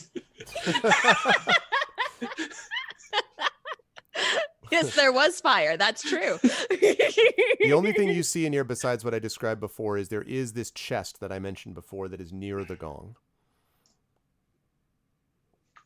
We'll have to think about that. Yes. All of your equipment, your weapons and backpacks and so forth there seems to be in there, with one exception, Urash. Your axe is not here. But everyone else's weapon and everything else is there. But your axe is not. How do I feel about that? You are enraged and relieved. Again, you feel almost as if there's 2 voices inside you arguing about this. This is great. And you're like, no, I must have it. It hasn't affected your body yet, but there's an argument going on for sure. Okay. I get my symbol of Tempest first and foremost. You got that. And if everyone gets their stuff, you get out of the hut and face towards the door. And as you look back, you can see the creatures starting to move a little faster as the moon elves stand in the middle of them. And as you run towards the doors, towards these platforms, we're going to bring our session to a close. Good stuff, guys. I did not actually think we were going to get to the end of this combat today, and if Celsic had not freed the slaves, you wouldn't have. There was no way. I mean, you might have still defeated these things, but these are really tough. And this was a long fight, but this was designed to be an epic fight. I mean, like, you know, for reals. So, but good job today, folks, and everyone stuck in there. We got to hurry with our close so that Blackheart can get started. But this was wonderful, and if I may just quickly say, I have had a blast over the past year, obviously the whole adventure, but over the past year of 2019 playing with you folks. I cannot wait for 2020 and what that will bring. And with all that said, I will start by saying good luck, Chai. I cannot wait to hear good news about the arrival. And you made it through, and everything was great. How'd you feel about today, and where will the lovely people see you next? I felt awesome. I set fires. Wait, no, I didn't. I set lightnings, which weren't fires, Lightning which was and great. sleet. And sleet. Yes. Yes. Lightning and sleet. And it was awesome. I will be streaming on my personal channel tomorrow. We will be continuing A Plague Tale. And yeah, look forward to the next session. This was awesome. Thank you, Chai. Good luck with everything. Moving right up on the line, Mike, I'm so grateful that you managed to get this worked out, and I'm still kind of flabbergasted that you just built a computer in 5 minutes. I mean, that's how you do things, I guess. But this was great stuff. Again, I enjoyed this a lot. How did you feel about stuff, and where will we see you next? Yeah, felt absolutely fantastic about it. Really nice epic fight. I was a little bit tense because we didn't have our equipment, but I'm really pleased that Celsius was able to free the slaves and also get us an additional way out of here. Interested to see how the Rush is going to handle not having his axe at the moment. Indeed. For myself, you can follow me on all the social medias under now Peripheral Mike because I've actually rebranded. Semi-rebranded. I'm also relaunching the website soon and the YouTube channel, but more news on that later. I cannot wait to play this again. Yeah, with everyone. Again, I've said this before, this is the best game with the best people on the internet, and I will say that until the end of time. Always a pleasure, Mike. I always appreciate the enthusiasm and your friendship. Good stuff, man. Happy holidays, etc. And I will see you soon. Moving right on up the line. Saber, great stuff, man. I mean, it was funny because you had all these great ideas and they were really coming to fruition. And then, you know, we heard stealth, shout, boom, and then everything kind of, you know, well, went somewhat literally to hell. But no, you managed all of it very well. And you still managed to do a lot of stealth stuff even within that. And again, you were critical because had you not done the thing with the slaves, this fight would have gone on a lot longer and Greta was already down. So how'd you feel about today? Where will the lovely people see you next? Like we say, it got frustrating when the fighting kicked off because I was in a really bad position to help anyone. Because it's like as soon as I step out, like there's so many people who are nearer me than anyone else who will just turn around and go splat. So I had to carry on with my plan was to try and free some slaves and maybe start an uprising. Had to accelerate that somewhat. Yeah. Based on what happened. You did. You just a mini uprising. Yeah. I'll be back tomorrow, hopefully with a release stream if all goes according to plan. Can't say what yet though. And I'll be back on my own channel this Thursday. So I hope I can see you all sometime then. Good stuff. Thank you, man. Always a pleasure. And last but certainly not least, of course, Pyron, great stuff today. And I have to say, like, you know, Greta had a very eventful and very powerful experience of raining fire down on people. How'd you feel about today? Where will the lovely people see next? Oh my goodness, 2 lapses of judgments in 2 sessions. Oh my. But still, things happen apparently. So I'm just gonna say goodbye and stay tuned for Blackheart with Spelunky. Yes, absolutely. Thanks, Pyron. Happy holidays to everyone, and much love to all my players. Can't wait for next year. I'm looking forward to it. Chat, can we get some love for our players? And thanks, folks. I will see you soon. Bye-bye. All right. So that is going to do it for me. We got to get on out of here. I apologize that we are stopping just a little bit late. My apologies, Blackheart, my friend, but good luck with everything today. I am looking forward to watching a little bit of Spelunky afterwards as I wind down here. But thanks so much. I will see all of you lovely folks on my channel on Thursday for the Rambo Academy for Wayward Writers class that we'll be doing. On Friday, I will be doing a show with my band live from the Lily Pad in Cambridge, Massachusetts at 10 p.m. I will be trying to stream that as well. If anyone happens to be in Massachusetts and lives near Cambridge, would love to see any or all of you there, but otherwise I'll try to have it streamed on my channel. Also on Saturday I'll be back with D&D Curse of Strahd with my Infinity and Beyond crew, and then next Tuesday I will be back here for Pen and Pixels with well, with maybe a little bit of a surprise, possibly a surprise. We will see, but we'll talk about that next week. Otherwise, can't wait to have you all back, and much love to all. More D&D with this crew, of course, next month, but otherwise D&D on my channel going on all the time. Please follow the channel, follow us, sub to us as well, and thanks to everyone, and stick around for Blackheart. That's it for me. Thanks, everyone. Much love, and I will see you all soon.